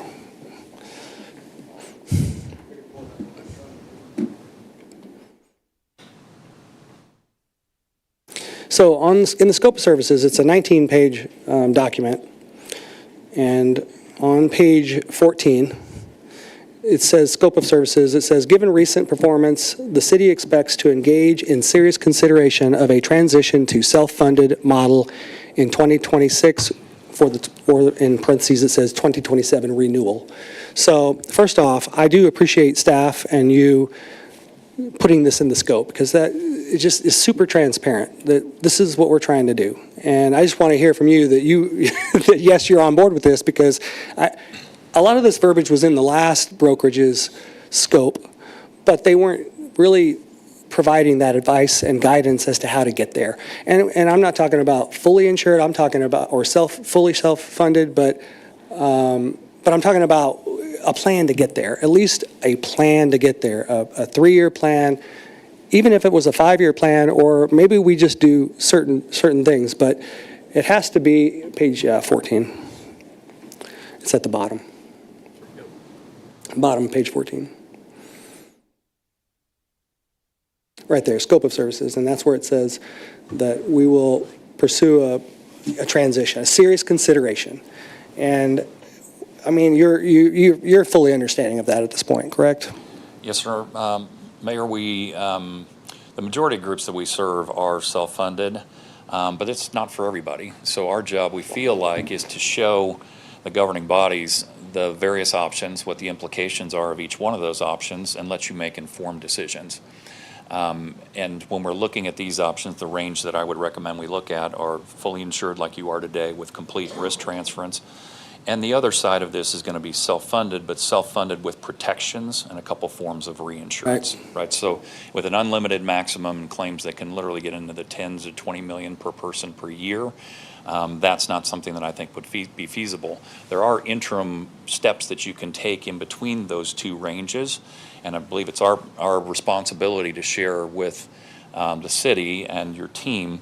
Here are the various steps that can be taken. Here are the implications of each. Here's the risk associated with it. Here's the upside.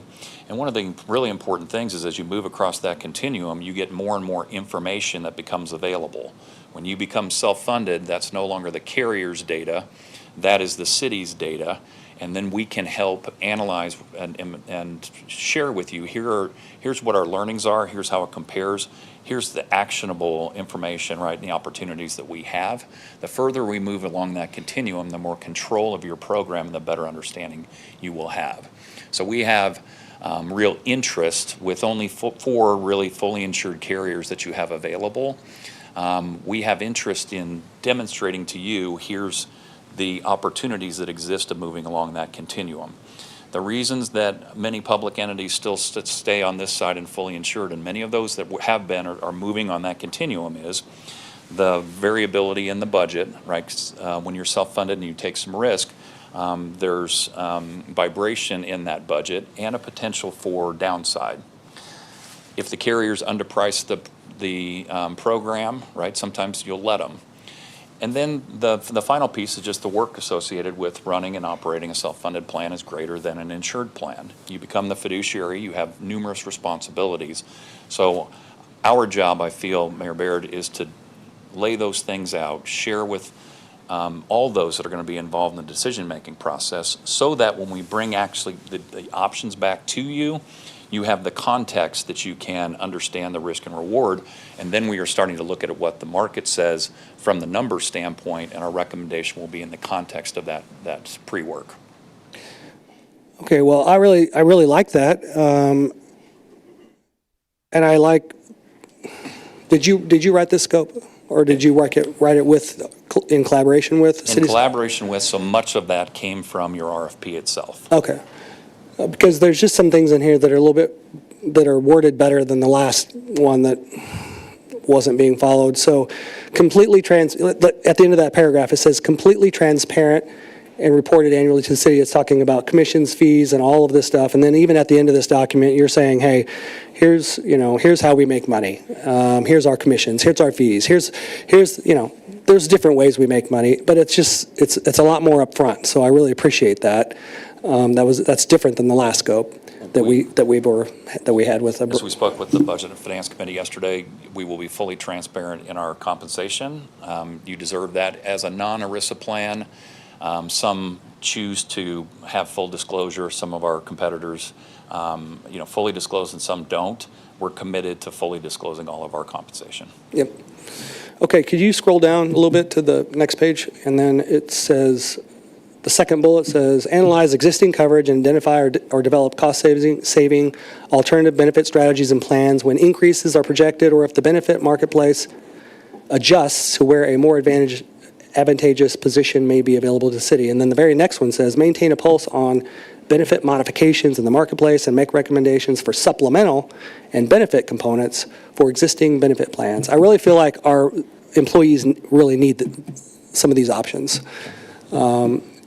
And yes, there's savings for everybody, but there's also, I think, getting them more engaged will be a really great thing for all of us. The So, affordability issue is at your level, it's at the employee level. Right? And inflation over the past 5 years especially has put so many of your employees in a spot where they're making hard decisions, and this is a really important part for many of those folks in trying to make the budget work.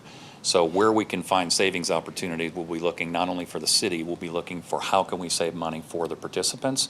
One of the very direct ways we can do that is optimizing your system overall.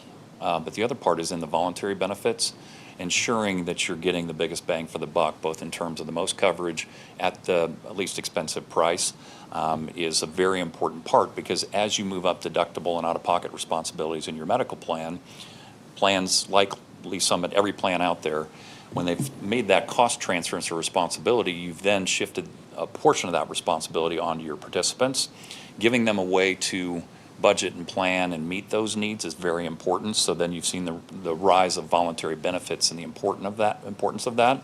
We take that as seriously, if not more, because it's the employee dollars as we're doing our diligence and trying to come up with competitive pricing and products. okay. So a couple more bullet points down. It starts out, assist in the development of long-range goals and strategies. So if this is probably the most important one to me, I know that we can't do this overnight. I mean, I'm guessing we can't, we can't just flip a switch here. It might take steps, but this is the most important one because we need it to continue, and it's going to take continual education of not just the employees and the staff, but also us. So I noticed that you had incorporated, last night in your meeting, you talked about, I don't remember, was it quarterly meetings or something? There was something where you were going to, those things need to happen for us.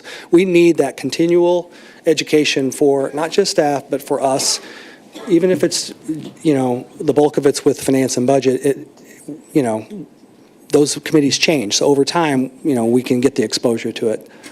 So If we were to be approved, we will work through your staff and through your committee structure to ask the right questions about how often and what we see as normal and best practices for each of the governing bodies to be included, and we'll submit that to you for your review and approval. I would much rather spend the time up front, all the time that you're willing to invest.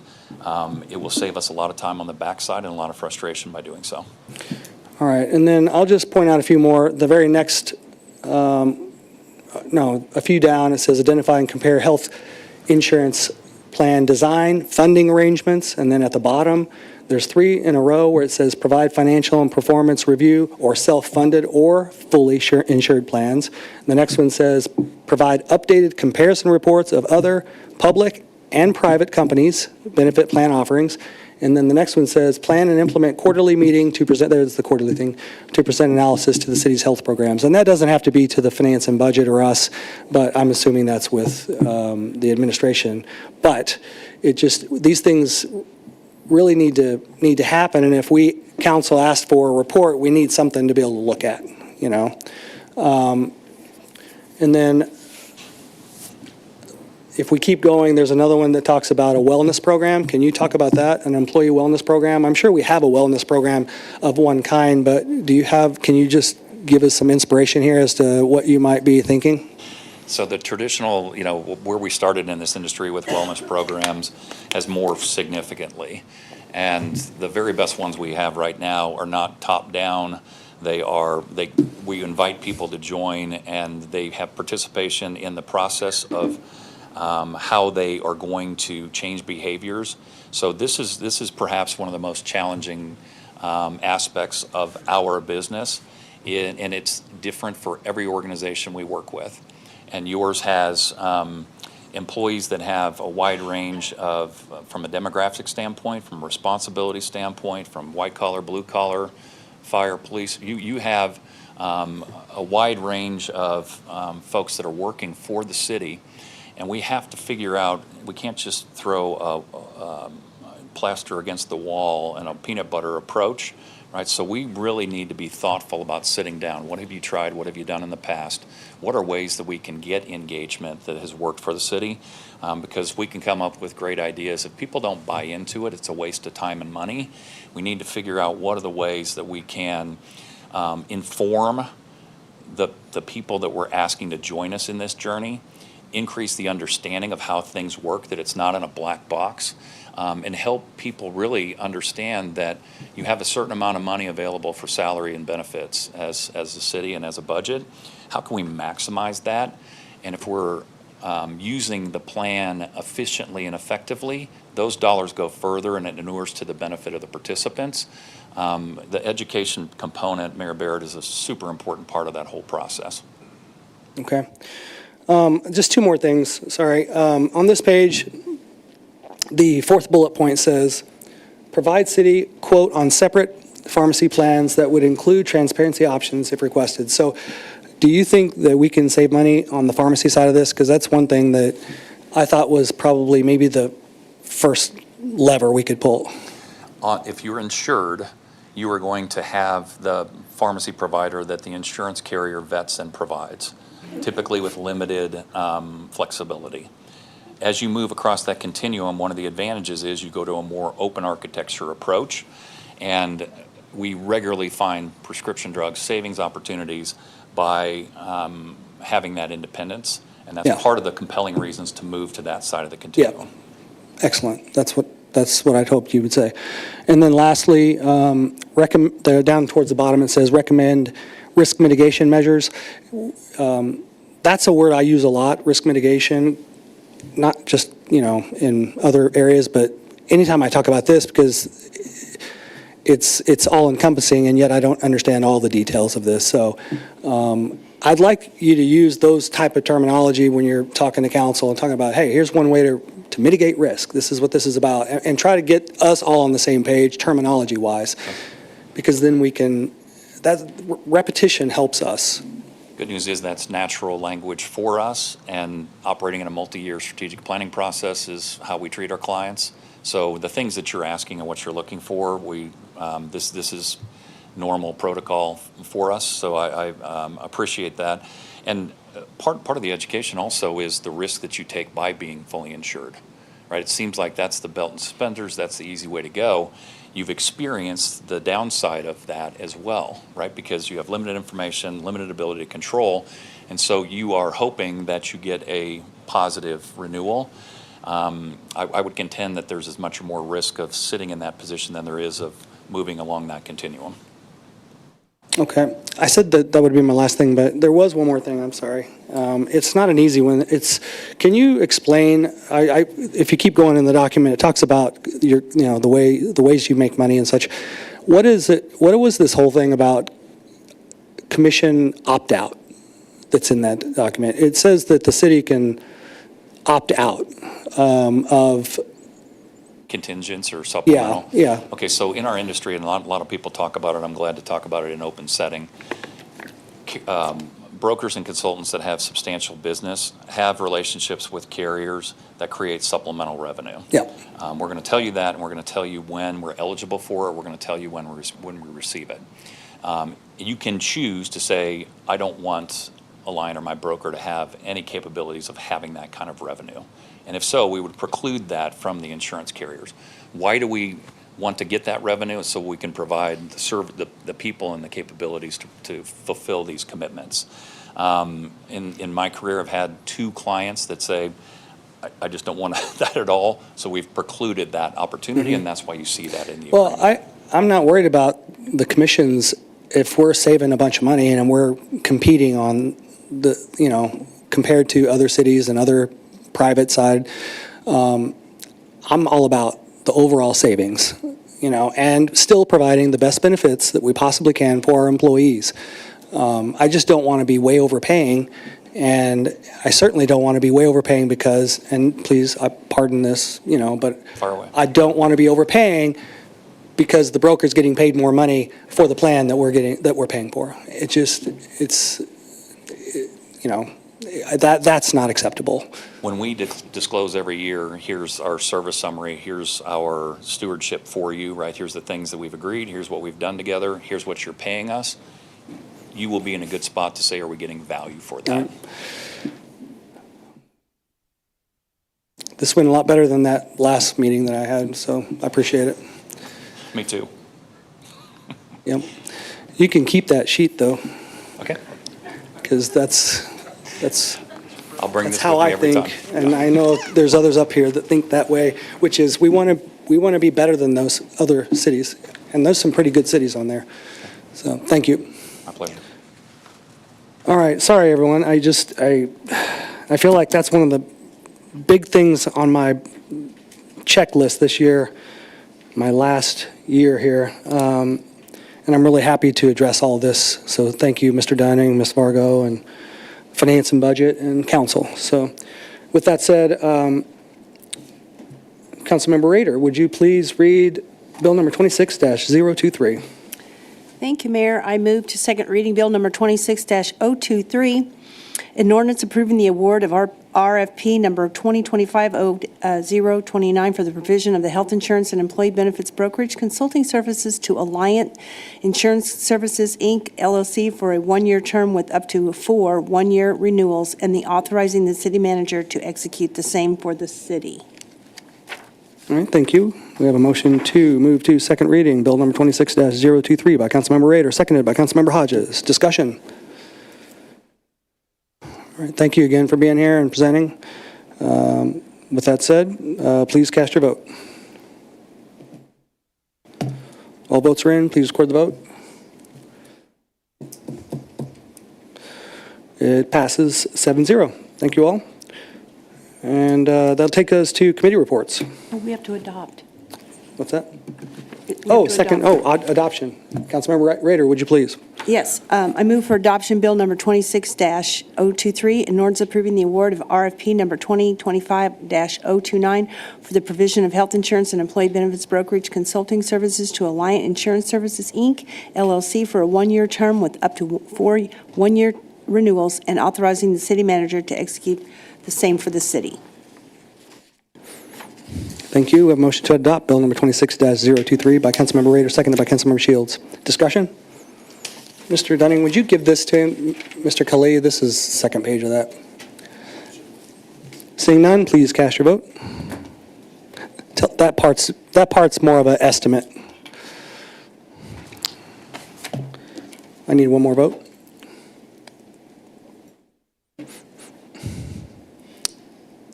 All votes are in. Please record the vote. It's adopted, 7-0. Thank you. Committee reports. Committee reports. Finance and Budget was busy. I think we've heard everything that we did yesterday. Sorry, I'm sorry. I really. I wish I had more exciting things to report, but Okay. we really dug in, so it's great. Yeah. Anybody else? Committee reports? Council comments? I think I did enough council commenting tonight. Staff roundtable? Thank you, Mayor. A couple updates. So we've been having meetings with Jackson County regarding the 2023-2024 residential tax credits, trying to better understand what that environment may entail, and meetings continue on in that space. I can tell you that the county has provided us some very preliminary numbers with what they are seeing from their data on what impacts might that state tax commission order and the county executive Lavota's intention to award or to grant those tax credits for those tax years. So we're patiently waiting what we call the 2023 restatement, 2024 restatement, so that we have actual numbers so that we can understand that impact. Those 2 years for that tax credit program would be, well, I won't say, it's still being discussed how to implement that. Right now, what we understand is it may be a tax credit program feathered over 3 years. Think of taking those two, the credits out of those 2 years and recovering that over a 3-year period. So that's kind of a general update from what we understand. We're still waiting on information, though, so that we can make some calculations. There's the potential for a recoupment process, giving these adjustments, and so we're anxiously awaiting a meeting to learn more about how that recoupment process works. So I share that with all of you to say that that's kind of where we're at with that, and more to come, but I'll continue to keep you apprised.